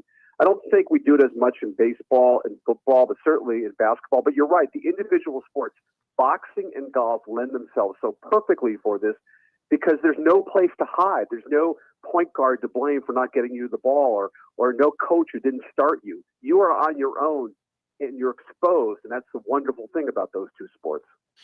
Yeah, and in bringing up basketball, it's usually, you know, it can be teams that we rank, you know, the greatest teams of all time, but it's position-based. You know, it's the greatest point guard, it's the greatest center, and in football, it would be, you know, the greatest quarterbacks. I think we probably do greatest quarterbacks of all time as much as we do almost anything else. Yeah, I would think so. I think although a lot of people now kind of put Brady way above there, the debate isn't as great. The debate seems fiercer between Michael and LeBron than any other sport, I think, at this point, other than maybe golf, Tiger versus Jack. But yeah, you're right. No, that's interesting because I'm not the sports fan and the basketball fan that puts LeBron into that conversation with Michael. I think Michael, for me, it was always Michael or Magic in the like with basketball. I think almost with the NBA. Tell me if you agree or disagree. I think you almost have to separate the centers out of the conversation. Absolutely, it amazes me that Kareem and Bill Russell and Chamberlain almost seem to be put off in this other place, away from Michael and Kobe and LeBron. Let's not forget the impact that Chamberlain had, or the unstoppable hook shot that Kareem had. They were dominant players in basketball, and it's shocking at times to see them being so disregarded. No doubt. I've always felt that way about the centers. And, you know, it's funny in mentioning Wilt. In the conversation, I think it's always amazing how Wilt just gets disrespected, whether it's the center conversation or not. I don't think in any sport, certainly not a team sport, have we ever seen a bigger outlier in terms of his statistical, you know, career. I mean, there's just nothing that resembles Wilt in the history of basketball. Agreed. I mean, would he average 50 points a game that year? Yeah. He had the 100 points in one game, Yep. and the rebounds and the assists. It may be because part of it may be just the personality. Part of it may be that Russell beat him all the time in the playoffs. Right. There's a number of factors, but if you tried to compare somebody like that in baseball or football, there's no way they would be as disregarded as Will is. Yeah. All right, let's get to the topic, which is the Golf 100. So before I ask you for the formula or the criteria for the rankings, is it as easy to say about number one, it's Jack or Tiger? I thought it would be a slam dunk starting out that it would be between those two. But the more research I did, the more I learned about Bobby Jones. And again, we're talking about someone who I think who's too easily forgotten in sports. In 1923, he won. In the 1920s, his last 21 major appearances, he won 13 of them. That includes the Grand Slam in 1930 at the age of 28. By the way, while he had a day job, and then he quit. And then, of course, he started Augusta National, which has an impact to this day. The role of the amateur in golf, he was the guy, and he had 2 ticker tape parades down Broadway. You cannot overestimate the impact he had on the sport. So, I mean, I want people to read this book, but there are a couple of things that I'd love to get from you, which is, are you telling me that Bobby Jones is the number 1 player in this book? He is not the number 1 player. What I did, though, I came up with the metric system. I added bonus points for his impact and contribution to the game. And I thought perhaps there was a point that there might be enough numbers there for him that outpaced Tiger or Jack. He did not, but he did wind up number 3 ahead of Ben Hogan, which I think a lot of people might have a problem with, as great as Hogan was. But it's Jones 3, Hogan 4. All right. Tell us what the criteria was. How did you determine the top 100? Major championships. It's that simple. They are the barometer of greatness in the sport. They're the ones we pay attention to. 4 times a year, we focus on what happens. All due respect to the John Deere Classic and so many other tour events. But that's the history of the game. That's what links us back to all the players from the past. The U.S. Open, the British Open, the PGA, the Masters. That's what matters most in golf. So I awarded a certain amount of points, 2,000 for every major victory, 500 per second, 253rd, 104th, and 55th. I gave 300 points for every PGA Tour victory. And then I entered bonus points into the equation. And that includes contribution to the game, impact on the game, etc. Well, so then I can maybe deduct here that based on the second place finishes and the fact that he's got 18 to Tiger's 15, that Jack was 1. Jack is 1, but here's the thing. I don't give him 18. I give him 20. I'm counting the 2 U.S. amateurs he won in 59 and 61. The U.S. amateur for years, for decades, was considered a major. You go back and watch the YouTube of Jack's victory in 86 at Augusta. Everybody's saying Jack has won his 20th major. Suddenly, 2 were taken away. And I still, to this day, Kevin, I do not know who took them away. And I've talked to a lot of people. So he's got 18. Tiger's got his 3 U.S. amateurs. But I don't count them in the same. Well, Jack's got 20, you're saying, and Tiger's got 18. I'm sorry, Jack has 20. Okay. And Tiger, I don't count his 3 U.S. amateurs in the same way because the amateur did not have the prestige it had during Jack's day. Jack was the last highly touted amateur with a chance to make it big who seriously gave consideration to being an amateur his whole career. The criteria that you came up with, leads to Jack being number 1. Before you went through this process, as a golf fan, who did you think was the greatest golfer of all time? It was really close because I followed Jack as a kid by the cover. I covered Tiger as an adult. And how can you not be amazed at Tiger winning 2,000 U.S. Open by 15, British Open by 8, one dominant performance after another. And I still believe that if you put a gun to my head and said, okay, you've got to put a bet down here right now. Are you putting the money on Tiger versus Jack in an 18-hole match? That's a tough call. But greatness depends on a body of work, and that's where Jack's body of work is higher than Tiger's. For moving away from the list, and we'll come back to it, but are they the 2 greatest competitors the sport's ever seen? That's a great question. There are a few others. Hale Irwin. I don't know of anybody. I wrote this in the book. I put that, nobody in golf was more competitive. And I wonder, and I thought maybe Pete Rose was more competitive. It's close. I mean, Hale Irwin, I used to cover him on the PGA, on the Champions Tour, and he was so intense. Every shot was life or death for him. I don't think, as great as Tiger and Jack were, I don't think they necessarily were more competitive than Hale Irwin. How many? He won a couple of U.S. Opens, right? 3 U.S. Opens. 3 U.S. Opens, and that was it, correct? That's it in terms of majors, yeah. But he had a reputation for winning on the toughest courses. And the majors, the Opens he won were 74, 79, 1990, his 40s. The Winged Foot one. One of them was Winged Foot, right, where it was like way over par. Yeah, it was way over. It's called Dick Schaap wrote a book about it called The Massacre at Winged Foot. Right. It was a brutal course. And that was, many people felt, designed to counter what happened the year before in '73 at Oakmont when Johnny Miller shot a 63 in the final round to win. And the U.S. Open, USGA was not going to let another 63 happen. Right.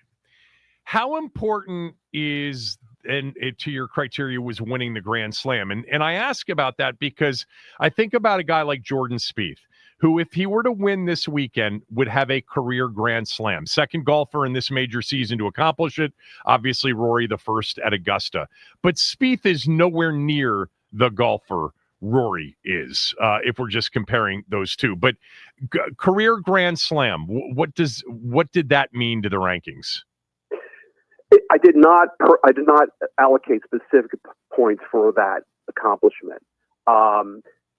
While it's definitely noteworthy, no question about that. But no, I didn't do that specifically. But Spieth, you're right. Spieth is number 59 book right now, and I would have thought he would be so much higher by this point after what he accomplished his first few years.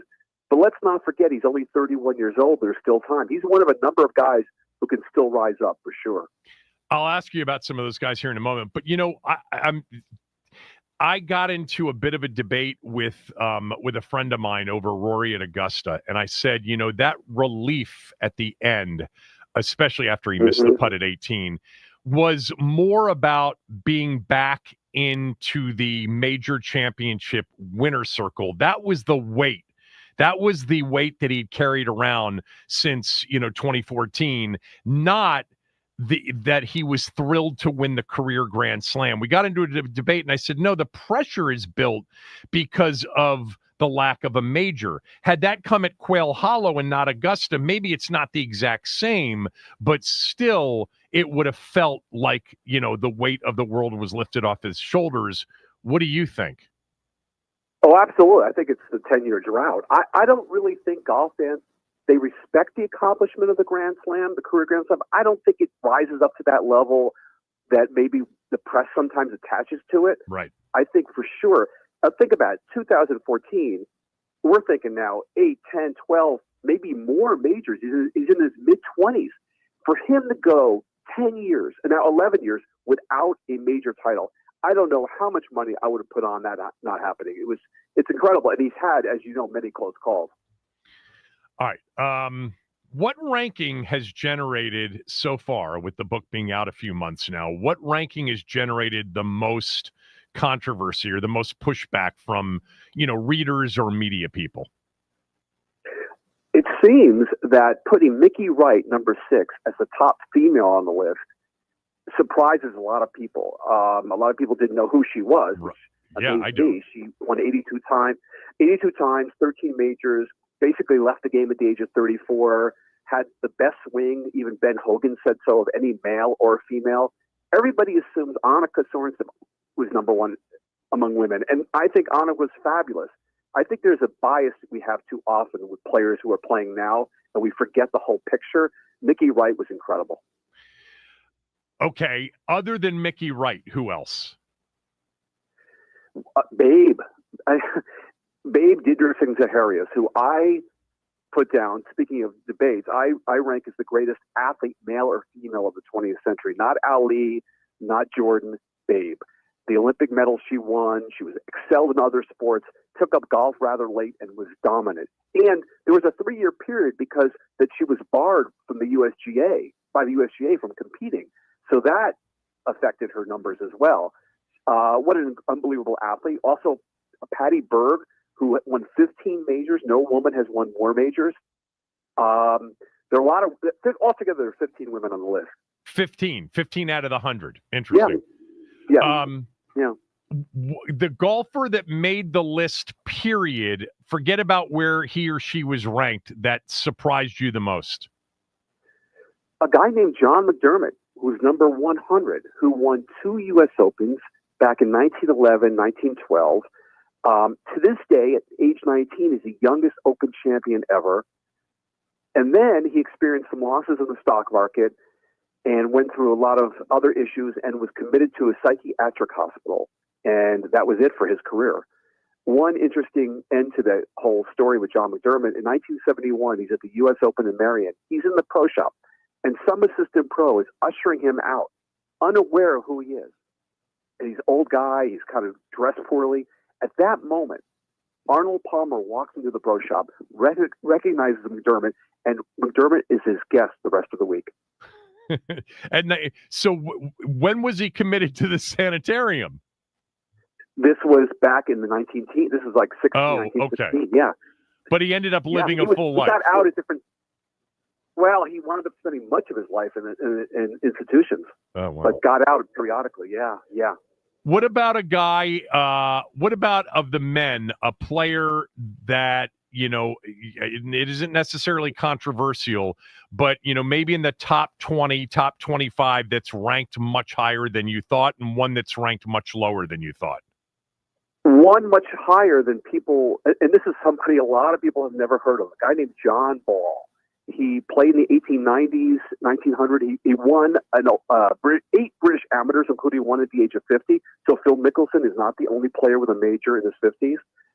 He's way up there. He was unparalleled. He was the first really great amateur at that point. And remember, and he also, get this, he also served in the Second Boer War, which is a whole other takeaway from this book, all different players who lost time because they served in different different conflicts. So I knew very little about him beforehand. So he wound up being in the 20s, and that shocked me, really. People who are not there, who are not as high as maybe, I would have thought a guy like Koepka, I would have thought he would be higher, but he's got 5 majors, but he's won practically nothing else. But he's in his 35 right now, so he still has a chance to make up some ground as well. It's amazing he hasn't won. He had a really bad year in majors last year. They're not playing the Masters, so we'll see what happens with him. It sounds not played well in the Masters. It sounds like, based on some of the things and stories that you're leading into, that this book isn't just a list. That, like, how much do you write about each player? Is this book more about kind of the stories and the lives of the players on the list, or the list itself? Yes. No, more about their lives. Okay. I felt really strongly that I wanted to bring life back to a lot of players we've forgotten. I used to read these obits all the time, and you'd see the crawl on the bottom of the screen. So-and-so passes away, and I'd find the obit, it'd be a couple hundred words. I go, wait a minute, I want to learn so much more about these guys. So that was a big inspiration for me, is to dive into and try to find out about guys in the 20s and 30s and 40s before there was a lot of media coverage. That was a big part of it. So I tried to make sure there were close to about 1,000 words per person, and then, of course, as the players got up in the rankings, I added more space. So altogether, the book's about 130,000 words. Wow. How many players, male or female, are currently playing who are on the list? Let's see. You've got Rory, who was number 25 in the book, but now, since the Masters, he's moved up to number 20. That's another thing. I'm likely going to revise this with a paperback version. Right. So Rory's moved up already. You've got Jordan Spieth, who I mentioned, 59. You've got Koepka. You've got Dustin Johnson. He's on the LIV Tour, so we don't see him that much. Right. Him and Koepka. Sergio's on there, another LIV Tour guy. Mickelson, plays in the Masters, so not that, and the PGA, he'll play the PGA because he's a PGA champion. But normally, so there's about a half dozen or so guys on the list. You didn't mention Scotty Scheffler. He's not in the book. I know, and that surprises me too. I mean, his numbers were really close. I closed off the counting of this through the British Open last year, and he came up just short. Needless to say, in a revised version, he'll be in there because he's won a few times since then, and we're not even halfway through the year yet. Yeah, so on two guys playing today, and I had this kind of on the list of topics, you mentioned Rory, where he is on the list currently, and where he was prior to Augusta. Where do you project he will end up in 10 years when you do the paperback version? Well, I don't think he would have to be. It would have to be an extraordinary amount of success for him to get into the top 10. But it's not impossible. I would say most likely he's going to wind up around 15, maybe 10 to 15. He's got 5 now. He just turned 36. I think in the book I wrote that I thought double digits started to seem out of reach. But let's see. I mean, he could wind up with 9 or 10 majors with that. I mean, if he gets 9 or 10, he's past Watson, he's past Palmer, he's past players who has 9. So It's hard to say. I'd say probably 10, 12, 13, something like that. And, Scheffler's not on the list, but, certainly in a few years, the paperback version would probably include him, don't you think?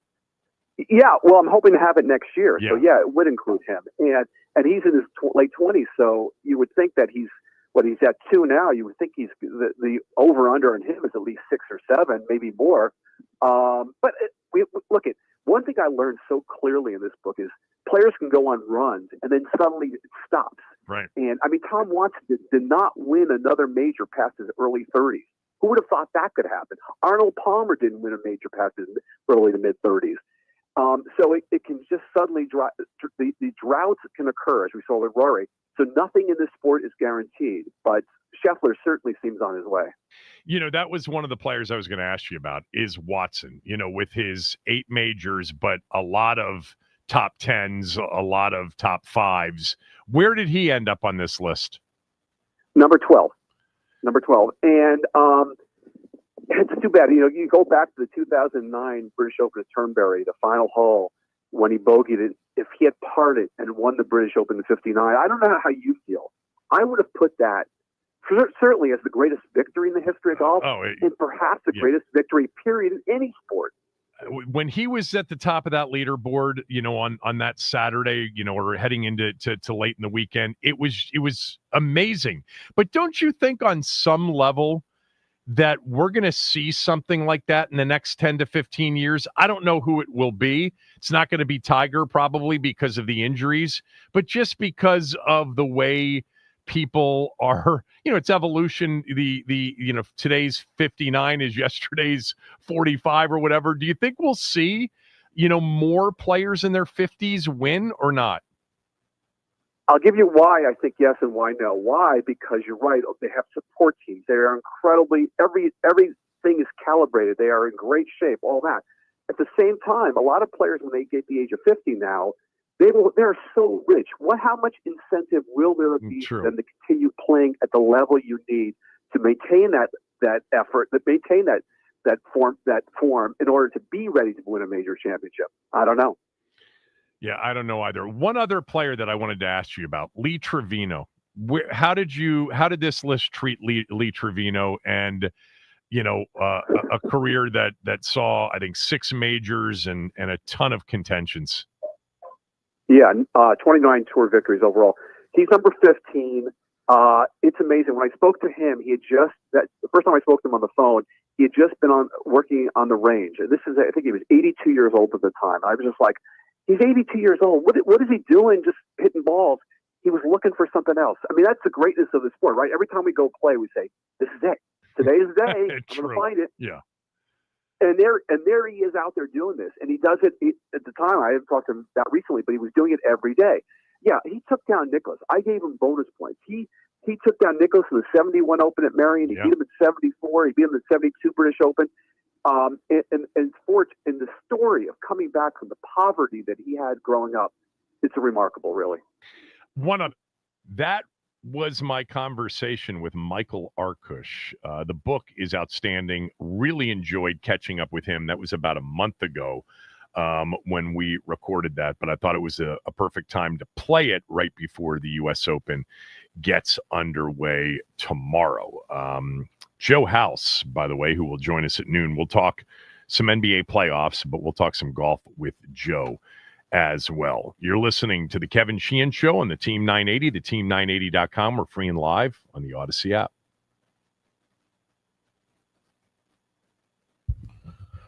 All right. Yesterday, it was reported that J.K. Dobbins signed a 1-year deal worth up to $5.25 million with the Denver Broncos. The New York Knicks continue their coaching search with very little luck. Their requests to interview Ime Udoka and Jason Kidd were both denied. Team USA Soccer played Switzerland in their final tune-up for the Gold Cup and got worked by a score of 4-0.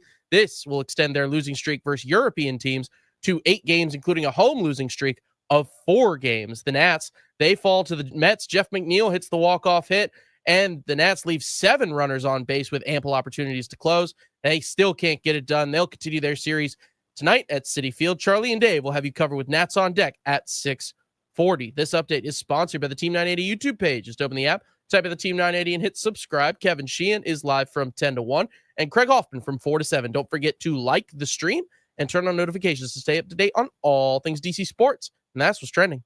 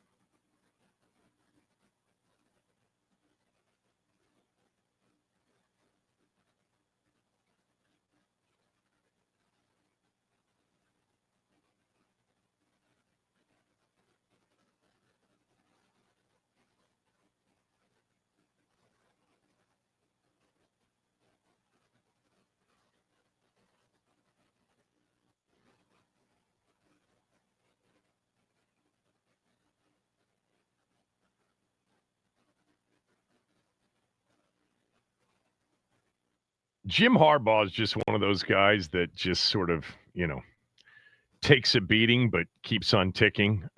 He revealed yesterday that he had multiple medical procedures in the offseason. He had a successful cardiac ablation. That's a heart procedure, obviously cardiac.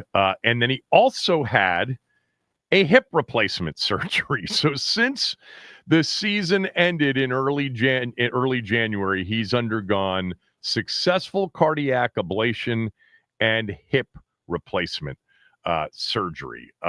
Saying, quote, yesterday at the beginning of minicamp, quote, "It would take my heart stopping for me not to be out there on the sideline." I was thinking about the Chargers heading into this year. Typically doesn't take Jim Harbaugh very long. They won 11 games last year, right? I think it was 11 in his first season. It just doesn't take long for Harbaugh to get it going and for him to create contenders no matter where he is. Remember, in his first few years in San Francisco as a head coach, when he first got to the NFL, we're talking about a guy that went 13-3 and went to the NFC title game, lost to the Giants. In year 2, they won 11 games and went to the Super Bowl. And in year 3, won 12 games and were back in the NFC title game.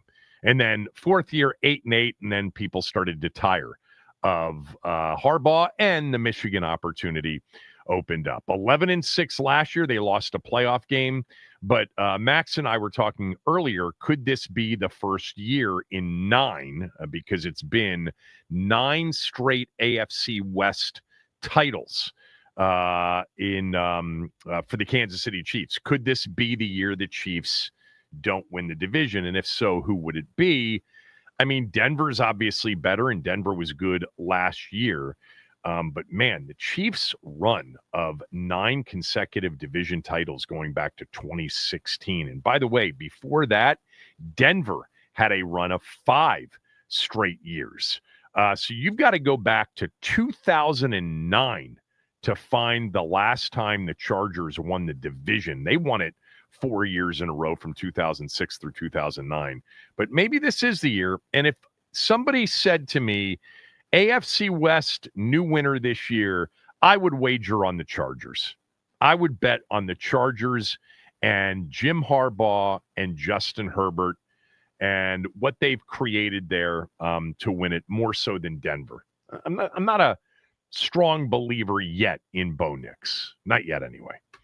Up next, Joe House will join us from The Ringer. We'll talk NBA Finals Game 3 tonight in Indy, and we'll talk some golf as well. Kevin Sheehan Show, the Team 980, theteam980.com. We're free and live on the Odyssey app, and don't forget, you can watch us on our Team 980 YouTube channel. Just hit the like and the subscribe buttons when you get there.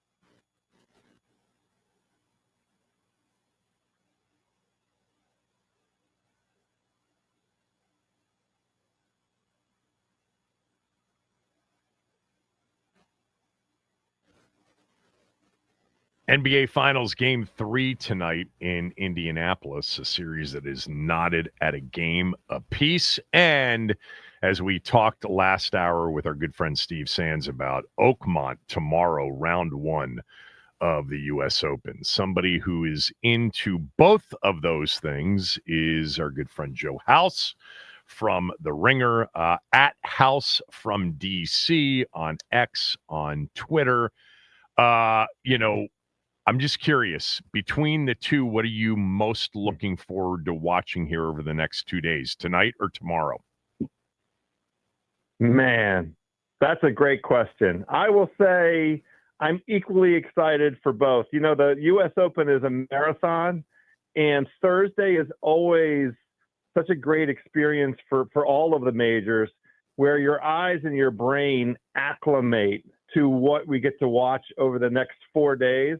But, you know, I'm anticipating some carnage. You just have to, get your head around what the next 4 days might portend. But this basketball game and the chess match between the two head coaches and the two superstars is also riveting stuff, Kev. So I'm equally excited. Yeah, I think the thing about these majors, especially the ones in which you get a new course every year, and Oakmont is going to look new because of the, cutting down of all the trees, is just getting acclimated to it, and understanding what, the front nine looks like. Because by the time you get to Saturday, you got a good feel for all right, we know that 13 is this and it's going to play this way. But I enjoy watching all of it. Let's start with the NBA. I have said, Joe, over the last few weeks, and definitely over the last week in particular, that I think this is the best defensive team that I've watched in a long, long time in the NBA playoffs in Oklahoma City. You're an NBA guy and an NBA historian. Where would you put this Oklahoma City defense in terms of, historical context? Yeah, so they belong in the conversation with the all-time greats. Lots of folks are pointing back to the Detroit Pistons from the early 2000s, those bad boy teams. The most impressive thing is Oklahoma City with a formula to defend modern basketball, right? With the rise of the three-pointer, with the rise an emphasis on perimeter play, the ability of teams to score from three, the Thunder having a game plan that chokes off the paint so that, there is no penetration and kick, and their ability, they have 7 or 8 guys, 4 or 5 of whom I would characterize as elite defenders. Their ability to get out to the perimeter and shut down the three, that's the thing that really distinguishes them, in my opinion. Really good point there, because, obviously the late 80s, early 90s bad boys teams, even the Bulls teams with Pippen and Jordan and Grant, et cetera, defensively, didn't have to worry about closing out on three-point shooters, and to watch them do two things: guard 1 through 5, switch every single 1 through 5 screen with up to any combination of 9 or 10 players on the floor is amazing. And then to watch them, like you said, almost smother, strangle, that three-point line at times is so impressive. I think what's really fun to watch from my standpoint, Joe, is on-ball defending is so physical. It's so high motor.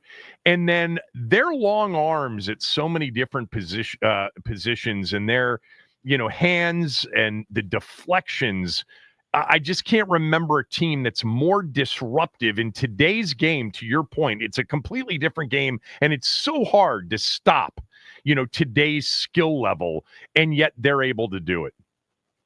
Yeah, and they deliberately built a defensive identity with a type of player that has the attributes that you're describing. It's that it's the foot speed. Those guys can get in front of, traditional penetrators. The acquisitions that they made in this offseason with Alex Caruso and Isaiah Hartenstein really addressed the two sort of weaknesses in their defensive scheme. Caruso is as good an on-ball defender as anybody in the league, so that was just sort of adding to their perimeter pressure. But Hartenstein's ability to clean up the glass, that was what they were missing. They had Chet Holmgren last season, and they got knocked out in the playoffs, and it was ultimately, widely regarded as a lack of size. Well, they addressed that size issue with Hartenstein on the rebounding, and they added to their perimeter pressure. They have this luxury, they got rid of Josh Giddey, who's a very good player, who's going to have, I think, a great career in Chicago. But because of the depth they have and the built, they have all of these guys, this Kason Wallace, Jalen Williams, honestly, both Jalen Williams, Aaron Wiggins, they just have a lot of dogs, a lot of guys that are capable of getting into it physically, and their foot speed is excellent, and the on-ball defense is unparalleled. It's also interesting as we talk about Oklahoma City defensively, and I had a conversation with a friend about this the other day, is that for those that just kind of pay attention now to the NBA and they're like, what are you guys talking about? They still gave up 111. They gave up, over 100. They're not holding people to 75 or 85. It just speaks to it's impossible to really completely shut down today's players, right? For sure. And that's a function of pace. I mean, part of the strategy for these high-level teams, it's not a mistake that both the Pacers and the Thunder are two of the top three teams in terms of offensive pace in the entire NBA. And here they are facing each other in the NBA Finals. An element of that is the efficiency with which they play on the offensive end. They tend to take higher percentage shots. They have higher percentage makes. And it's a part of their game plan to get out in transition and get easier baskets. And so, holding the Pacers to 111 in the first game, it was 1 point, not enough, but it took an aberrational 3-point shooting performance by the Pacers to get there. It's also interesting because I've fallen in love with this Oklahoma City team, and I personally think that you really don't know until you see these teams in the postseason because there's such a difference between regular season NBA and postseason NBA. But man, Joe, this. Denver had them dead to right in game 4 with a chance to go up 3-1. They had game 5 on their racket there with a chance to go up 3-2. I think looking back in terms of what they did to Minnesota, and I think what they're on the verge of doing to Indiana, it just speaks to just how great Jokic is. That's such a great point. And really, if he had gotten just the tiniest bit more help, right. And I'm not, this is not like scapegoating or placing blame. If Jamal Murray had played just the tiniest bit better, if Aaron Gordon hadn't gotten hurt, the hamstring did compromise him. At the end, they were right there. That's a championship pedigree team with, in my humble estimation, the very best player in the world in Jokic. And that's what it takes to go up against a defense like Oklahoma City.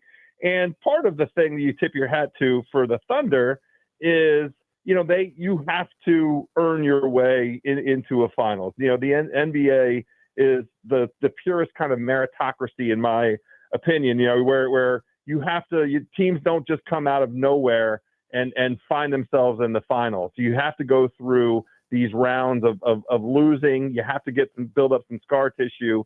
And that 7-game series against Denver proved to us the championship pedigree of the Thunder in the way I look at it.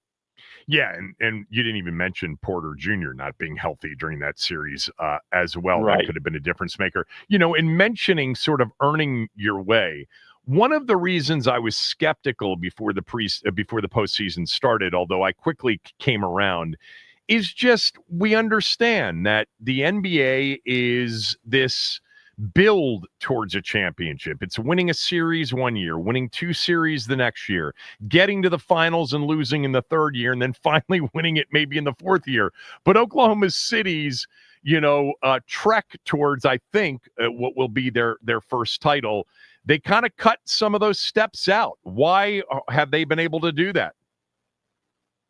More than any other reason, I think the offseason acquisitions. They were able, in the combination of Caruso and Hartenstein, to address in such a meaningful way the two things that were their weaknesses. And you add those two guys and the contribution that they've been making over these playoffs. I mean, remember, Caruso has a ring. That guy knows how to play. He has the chops. Hartenstein was a crucial link in the Knicks run last year. And then you add in the combination, those two guys alongside SGA, who's just elevated. And that's why he won the MVP this year. He's elevated his game. He is unstoppable. He is scoring 36 points a game in these finals. And I don't see any defensive scheme that's going to take him out of that. And he's been a holy terror the entirety of these playoffs. I mean, they were in the semifinals last year and they were expected to be in the Western Conference Finals. It was an upset by Dallas, to take Minnesota to take Oklahoma City out. It was an upset. All right, let's just talk about how you see the rest of this series going. Indiana was able to in a very strange, stunning, final few minutes of game one, get one. Do you see them getting another one?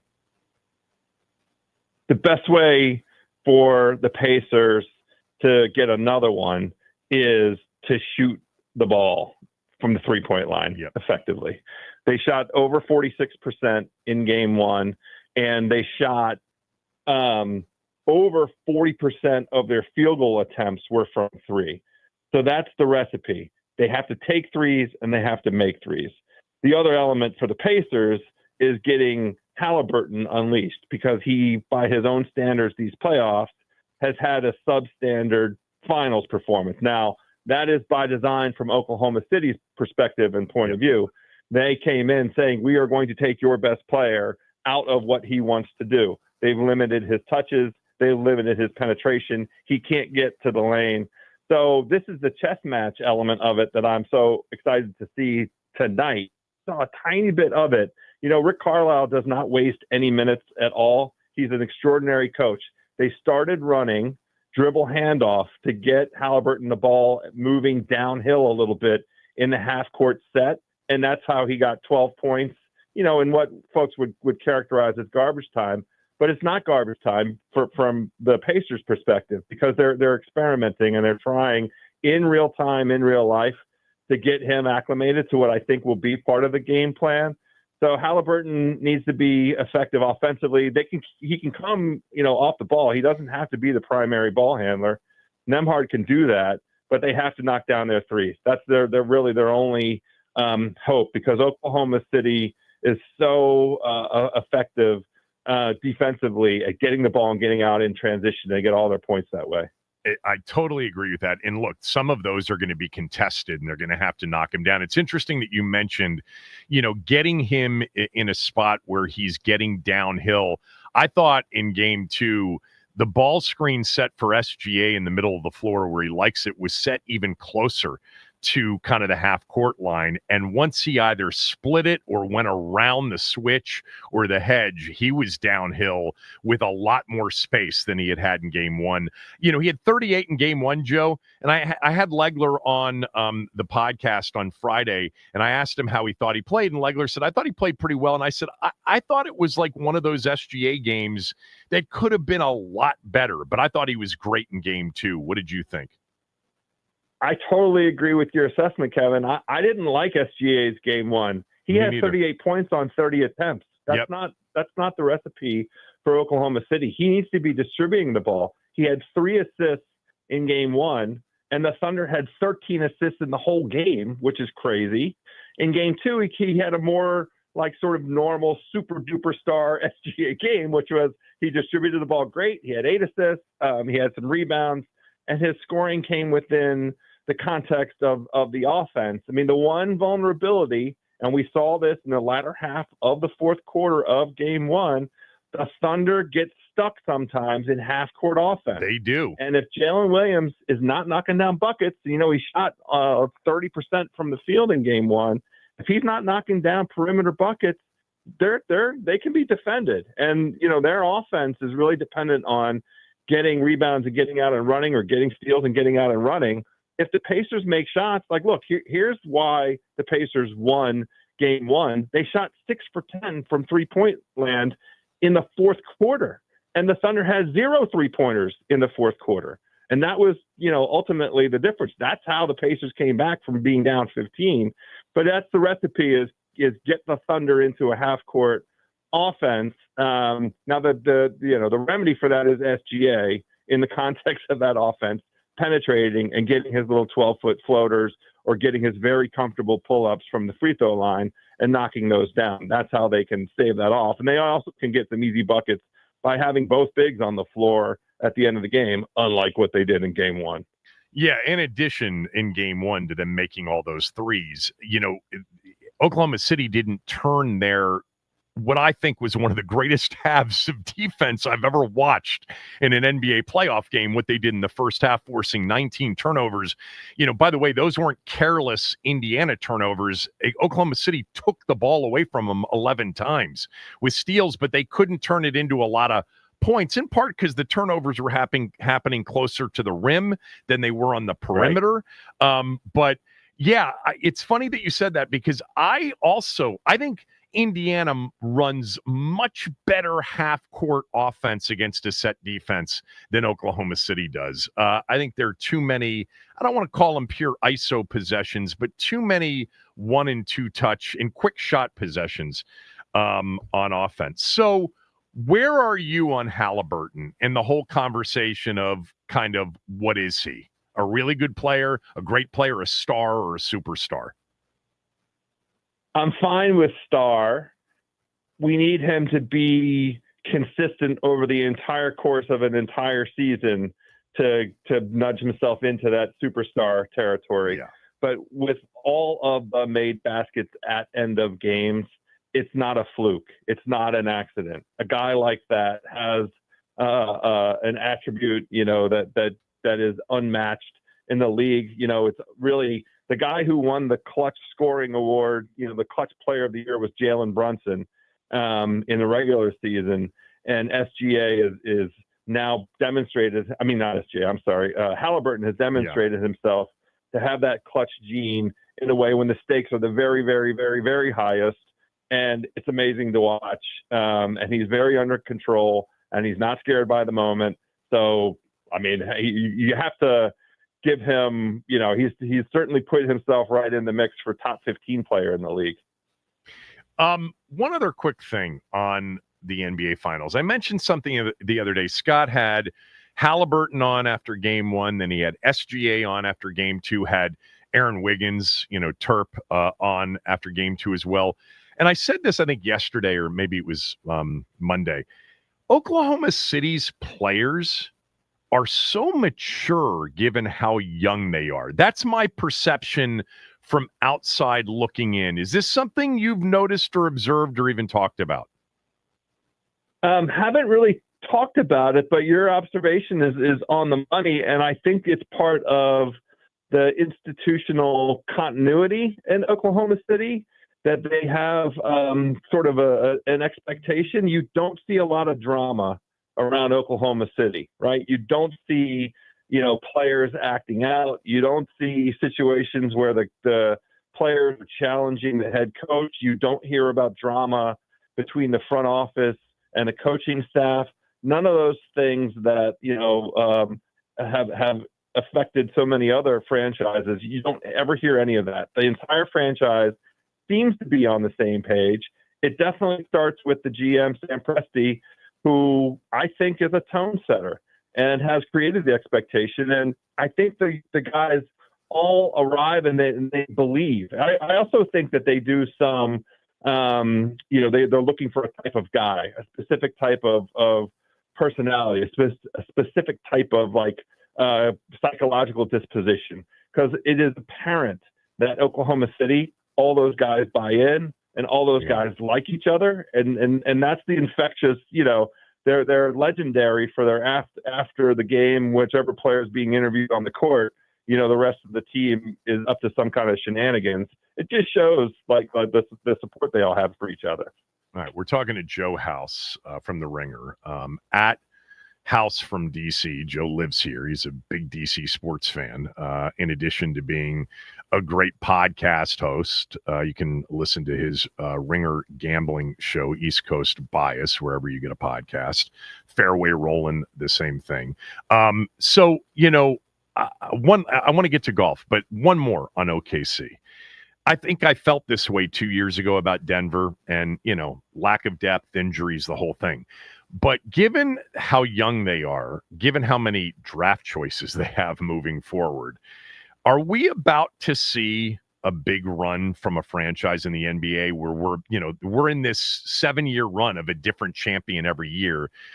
What do you think about, because I think OKC is going to win this. Maybe Indiana gets one more. It sounds like you feel the same way. But what are we watching the beginning of? Something dynastic, special, or not? Yeah, so I agree with you that it's going to be 4-2 in this series. And I have used that word, Kevin. I think this is sustainable. I think dynastic applies. And there's two reasons for it. In the first place, their rise has occurred simultaneous with the transition in the league. So all of the superstars in the league are on their, about to be taking their retirement laps. We're going to see LeBron on a retirement lap here before we know it. Steph Curry in the same mode. Kevin Durant in the same mode. James Harden's not that far away. So all of these greats from the past decade to 15 to 20 years, in the case of LeBron, are moving on, and that has an impact on the franchises that those guys are associated with.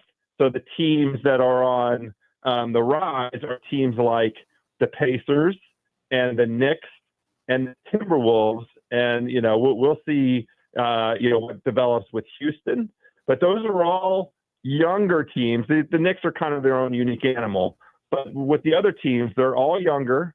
They're all built around this proposition of depth on the wing. And the important thing about them being young is that they're on contracts that are affordable inside of the new salary cap structure, this 1 apron, 2 apron, all that kind of nonsense. So Oklahoma City has been very deliberate in building that way. They have guys that are in a similar position contract-wise, and each year somebody on their team is probably going to have to move on because the Thunder won't pay them. Like Lou Dort might not be on the team next year, but it kind of doesn't matter because they can reload in just the manner we saw with the last offseason. They were able to acquire Hartenstein with room under their salary cap, and they were able to acquire Caruso in a trade where they moved on from Josh Giddey, who was a luxury for them.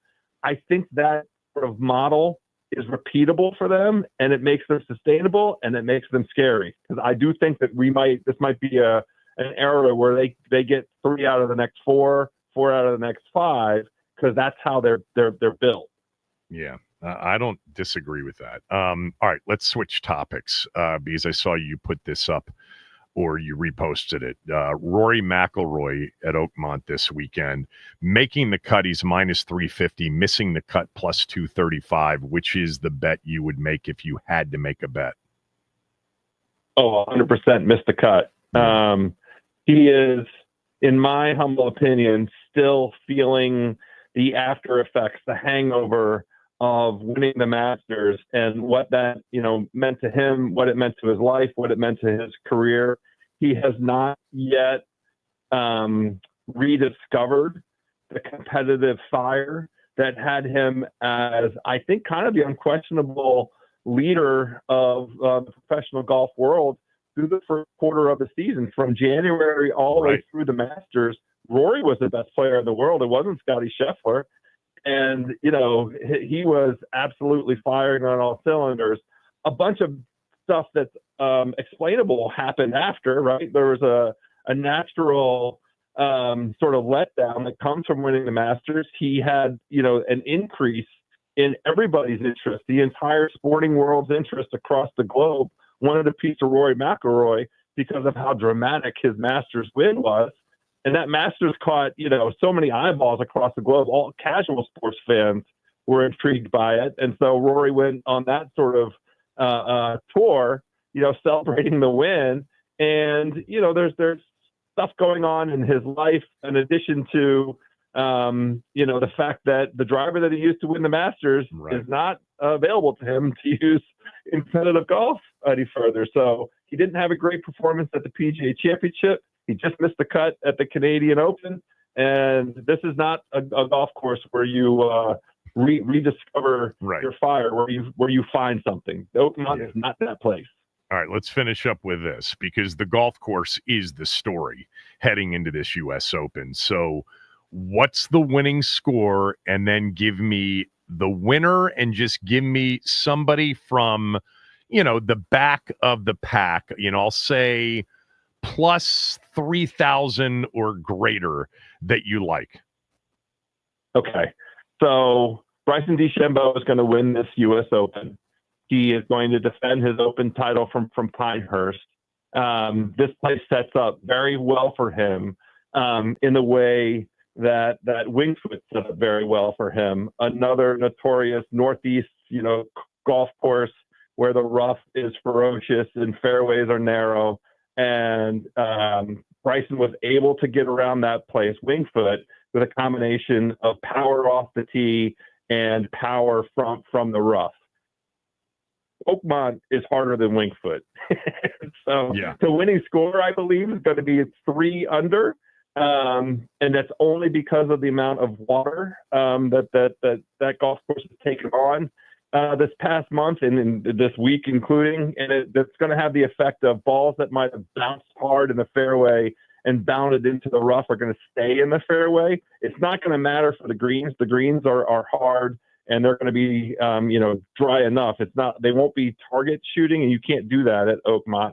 But the functional behavior of the fairways the fairways will be somewhat gentler because balls that otherwise might have bounced in the rough are going to stay in the fairway. So that's the analysis for why I think the score will be under par. But I think Bryson, it just suits him so well. I understand the absurdity of fading Scotty Scheffler, who is reminded us why he's the number 1 player in the world with 3 wins out of his last 4 events. But I just think the U.S. Open suits Bryson so well. So that's my pick for winner.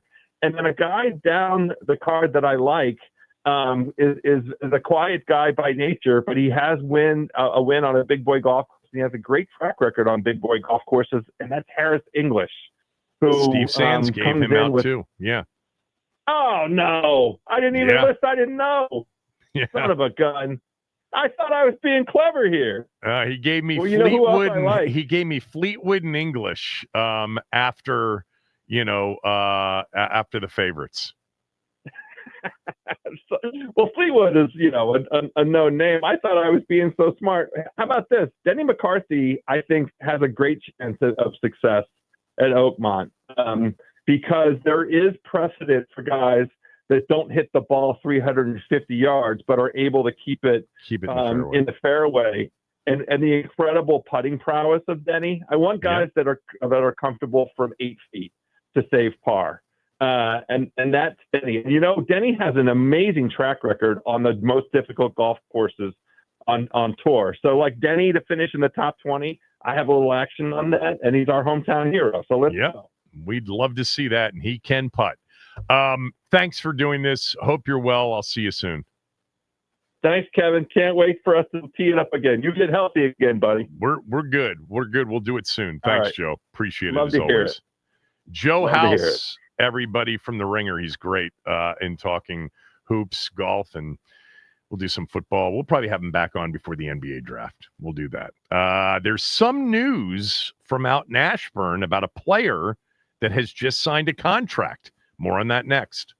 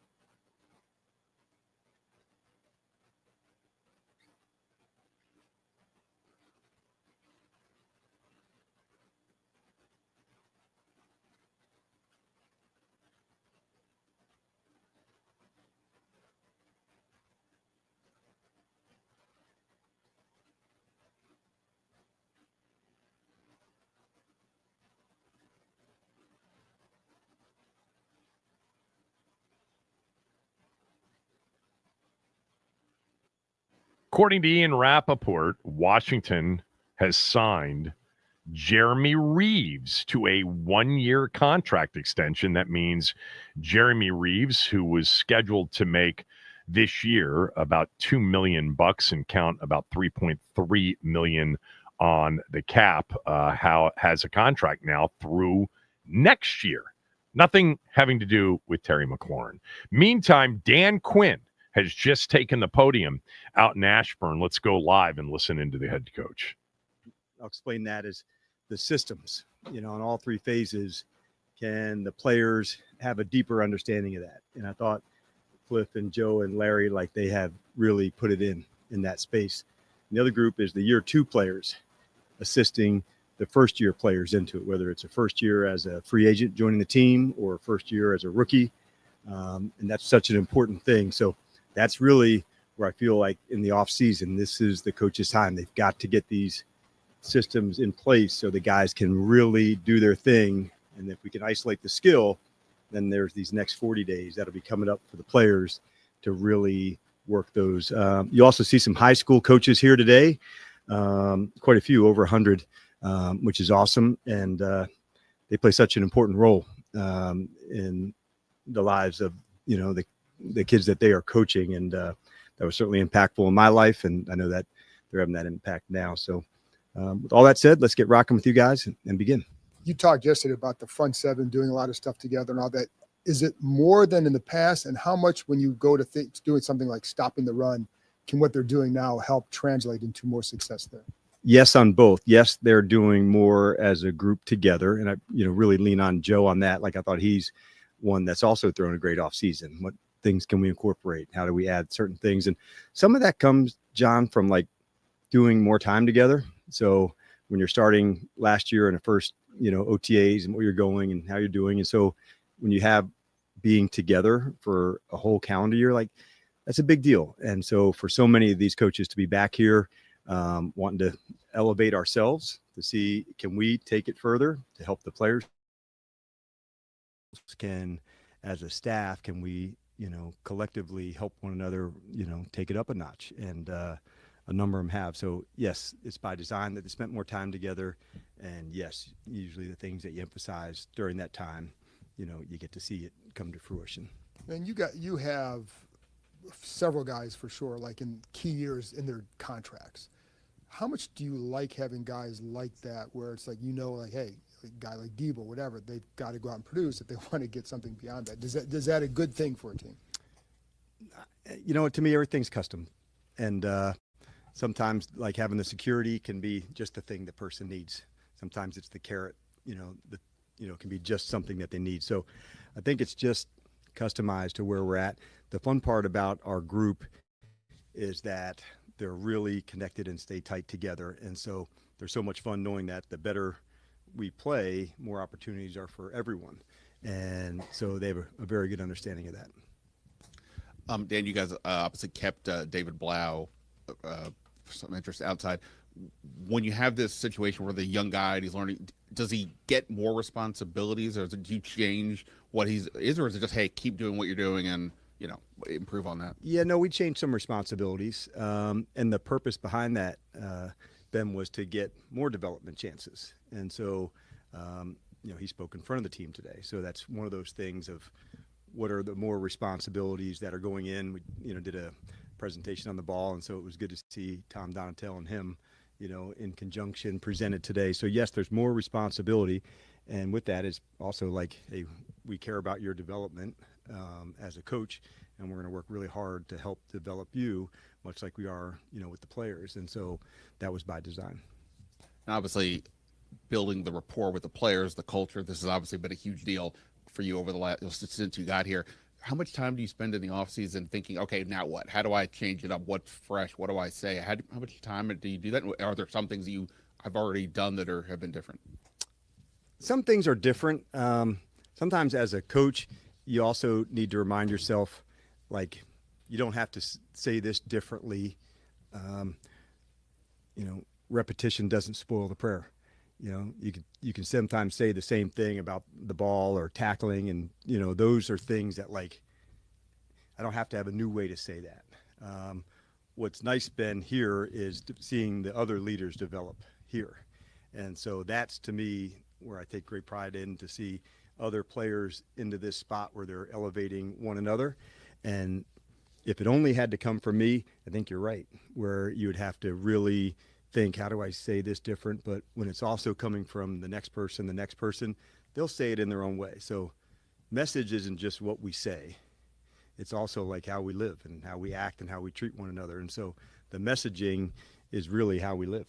And we show examples, but there's some things that we highlight that are like all the time things. And a lot of them are the skill work at practice, and we work tackling a lot and breaking tackles and leverage and disguises on defense and tempo on offense. And so those things, I don't need to say it in a different way, but I want to make sure it's always emphasized.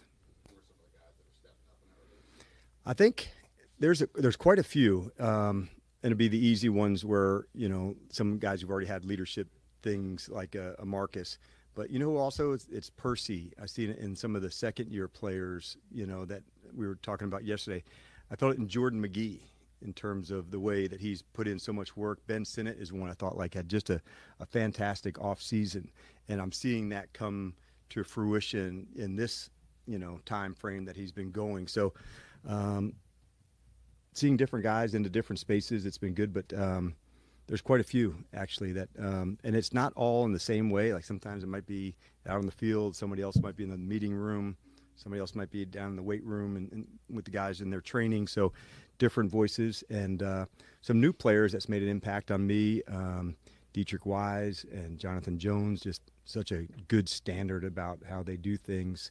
So it's cool, you know, to find different guys. Hey, you guys gave Jeremy Reese another year. What has he meant to this team, both on special teams and defense, and how have you seen him grow in your year or so with him? Yeah, that honestly makes me smile. You know, this is a true commander, one of our heavy hitters, and like an absolute all-around BMF, like in every way. It's no surprise he was elected one of the captains, you know, when the postseason began, but he affects all sides of the ball. And that's kind of the best part about our team. It's not like, hey, I'm just over here with the defense or just on the special teams. Like, we're one team, and I love that. And Jeremy represents that about as strongly as anybody could. Now, the performance side, man, you feel him, and the speed and the tackling and the toughness. And we really value what he brings to us on and off the field. So, yeah, when that came out, man, that's an absolute really cool moment for us. And you mentioned the coaches that'll be here today. You've had coaches, college, high school coaches, pretty much throughout the offseason. When did that really become important to you to start bringing them in and to show them sort of how you run things? Yeah, I think it's really important for our game, Nikki, number one. Off the field, there's such an impact that high school coaches have. It's way bigger than football, and I recognize that because that's true in high school. It's also true in college, and so I wanted them to know how important that role is and how much I respect it of what they do. Then from the football side, I want them to see the techniques and see things that, you know, we are teaching, and if we can do that and share that with them and help their programs become better, man, that's paying it forward. And so I'm really pumped. There's like over 100 coaches here today and some flag coaches as well. And so to have that kind of turnout quickly, that's really cool. A couple of weeks ago, Cliff Kingsbury talked about how big a year it is for Brian Robinson. Mm-hmm. He spoke yesterday and talked about he knows it's a big year. Can you talk about his offseason and what the year means for Brian Robinson? Yeah, he looks, number one, really healthy. You know, there was a cut specifically yesterday on a run, and where he was able to cut, plant, and like downhill as fast as you could see. And those are the things that I've seen. He's back. We got him back on the return game as well on the kickoff side. So you feel his urgency and intensity for it, but he's really thrown a good offseason. He really has. Get to talk to Bobby Johnson last week. Yes. I was excited to have Laramie here as a player, but also, you notice like little leadership things like calling Josh right after he was drafted. Yeah. He hasn't been here that long, but like, have you noticed anything just as a player or a leader out on the field? Yeah, and I think most of the time, some of the very best leaders are excellent communicators, and I felt that way with LT right from the beginning. You know, I got a chance to meet his family, and what were the things in his background that made him unique, and finding out about him. Then also on the football side, what are the things that, he's excellent at, what are the things he wants to work on. And so as he goes through an off season, there's like such a specific plan for this is what I want to do during this time to get ready, and having that kind of process of winning. I noticed that right away. To Dan Quinn out at Minicamp, his press conference here on the Team 980.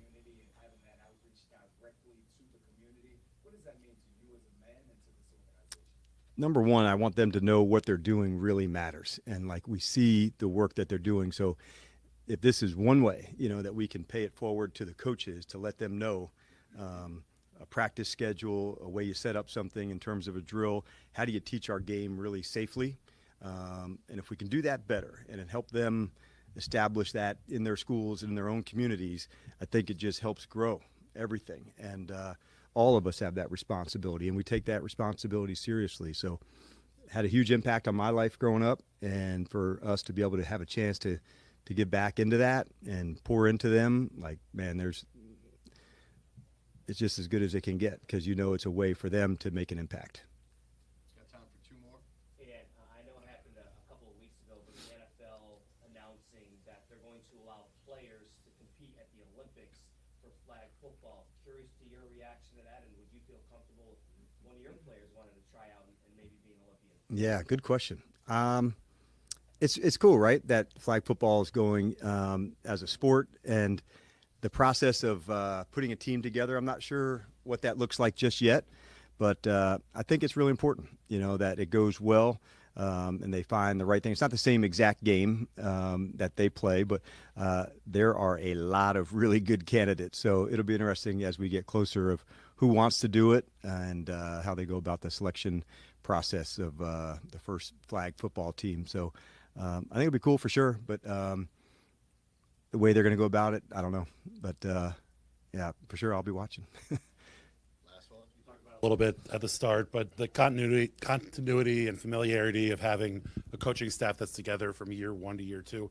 In what areas can you see a coaching staff kind of take that step as you move towards the season?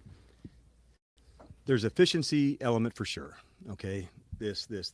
But what also happens is you're more open to suggest, to receive feedback, and as coaches, that's important. When we're studying something different.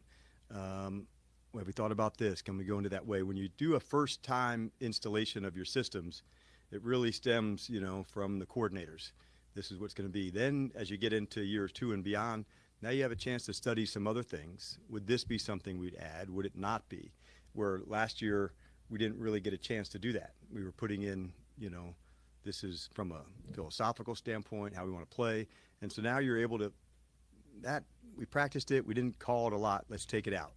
This one, we should have called more. Let's give it more time. So you're able to put the puzzle together a little bit better, how to feature the guys better, and the communication amongst the staff, offense to defense, how they share ideas across the hall. Those are things that probably don't fully develop until, you're together a year and you've been through the good times, the tough days, and then you're able to share more information. So that was one of our goals going into the off season. Could we elevate ourselves to help the players? And, to a man, these coaches have really nailed that piece. And so that's why we're excited for the camp. This is kind of the culmination of that. And then our times together are intense, and we'll need the break too before we come back, much like the players do. When we're here, it's kind of go, and you're hitting it hard. And so we'll need that time to recharge and get ready as well. Dan Quinn. All right, we'll see you guys out at mandatory minicamp day 2. They've got 1 day left. I think he said one thing of note, which I will talk about when we come back. But let me just mention that Window Nation is giving you an opportunity to gain some peace of mind this summer by replacing your windows to protect your home from hot weather break-ins. Their windows are specifically built to withstand the sun's heat and improve your home's energy efficiency. Window Nation is some of the best energy efficient windows out there. Their windows frequently outperform and outlast all of the expensive guys, and their windows are assembled right here in the USA. Replace your windows today to keep your home cool and comfortable all summer long. Window Nation offers a lifetime warranty on all their windows, so you can relax knowing your home is protected far into the future. When you buy 4 windows right now, you'll get 4 for free, and you don't have to pay anything for 2 full years. No down payment, no payments, and no interest charged until the year 2027. If you buy a house full of windows, you'll get a free exterior door. Here's why I trust Window Nation. A+ rating from the Better Business Bureau. Installers with over 15 years of experience. New windows installed in a day or less. They leave your home looking better than when they arrived. A 96% customer satisfaction rating and over 45,000 5-star reviews. Window Nation has installed over 3 million windows across the country. They can do yours as well. Hurry, the sale ends. Don't overpay for expensive windows that may not be as good. Schedule a fast, free estimate right now with the pros at Window Nation. 866-90-NATION, windownation.com.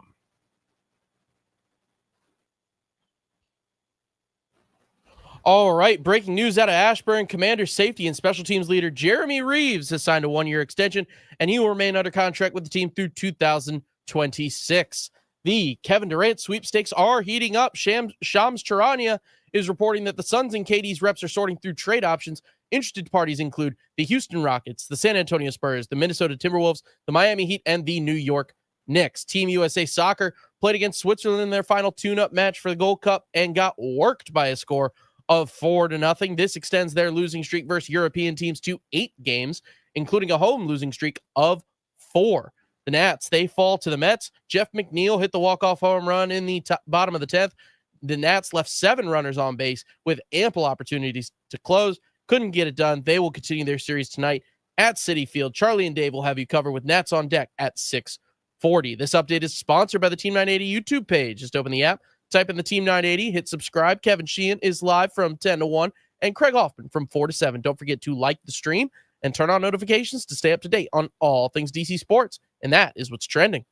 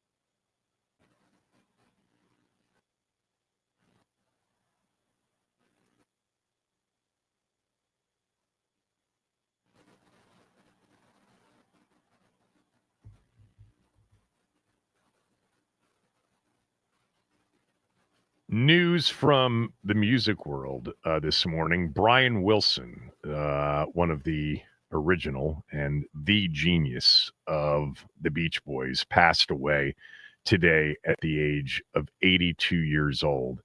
I am a big Beach Boys fan and a huge Brian Wilson fan. There are very few of those genius monikers that actually fit, but it fits him, you know, as it does Mozart, Bach, and other incredible musical composers.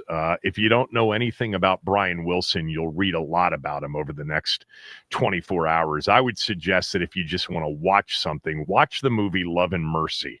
It's such a great movie, biographical movie about the Beach Boys and about Brian Wilson in particular. He was played by both Paul Dano as a young Brian Wilson and John Cusack as an older Brian Wilson.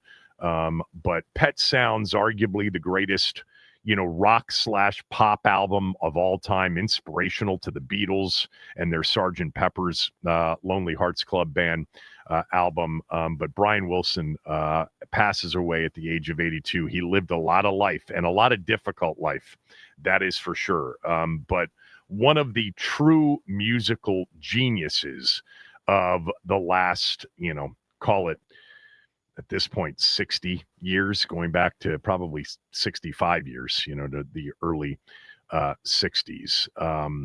Anyway, you kind of felt like if you were sort of a Beach Boys fan or a Brian Wilson fan, you kind of felt like, I think over the years, that this was inevitable, as it is with everybody. But he hasn't always been super healthy mentally or physically. But today's one of those days in the musical world you will read and hear a lot if you don't know much about the musical genius of Brian Wilson. So I think the one thing that Dan Quinn said was just commenting on Brian Robinson Jr. There wasn't a whole hell of a lot from Quinn in that presser, but saying that Brian Robinson looks really healthy and that he's had a really good offseason is encouraging. And, who knows? Maybe that's one of the reasons they really didn't pursue anybody, like a running back earlier in the draft, or as we've talked about for the last couple of months, a Nick Chubb or a J.K. Dobbins, who are both now in new places, Chubb in Houston and J.K. Dobbins in Denver, for not a lot of money. I mean, literally the deal for Chubb hasn't been reported, but we talked about this earlier. The deal for J.K. Dobbins is a 1-year, $2.75 million deal. Yeah, there are incentives for another $5 million, but he'd have to earn those out. Yeah, that's the one position offensively where you just hope going into this upcoming season that Jaden Daniels, for the offense to be great, doesn't need to do as much in terms of overall rushing yardage as he did last year. Leading the team in rushing on 10 different occasions. Between Robinson Jr., fingers crossed healthy, Eckler, fingers crossed healthy, maybe, a Ja'Cory Krosky-Merritt or a Chris Rodriguez, that they find something or a combination of things that are really good side by side with Jaden Daniels. And obviously we can't forget that a guy like Deebo Samuel could end up becoming a big part of what that backfield looks like. I would imagine that Deebo will have games in which he's got 6, 7, 8 carries in a game, and maybe B-Rob has 12. In combination, they've got 20. Throw in another 5 or 6 from Eckler. And by the way, throw in another 5 or 6 at least from Jaden. That will, to me, be the intriguing part of what they look like offensively and what Kingsbury's offense sort of morphs into in year 2. The biggest mystery, of course, entering 2025 is defense. All right, that's it for the show today. Back tomorrow. Chris is up next.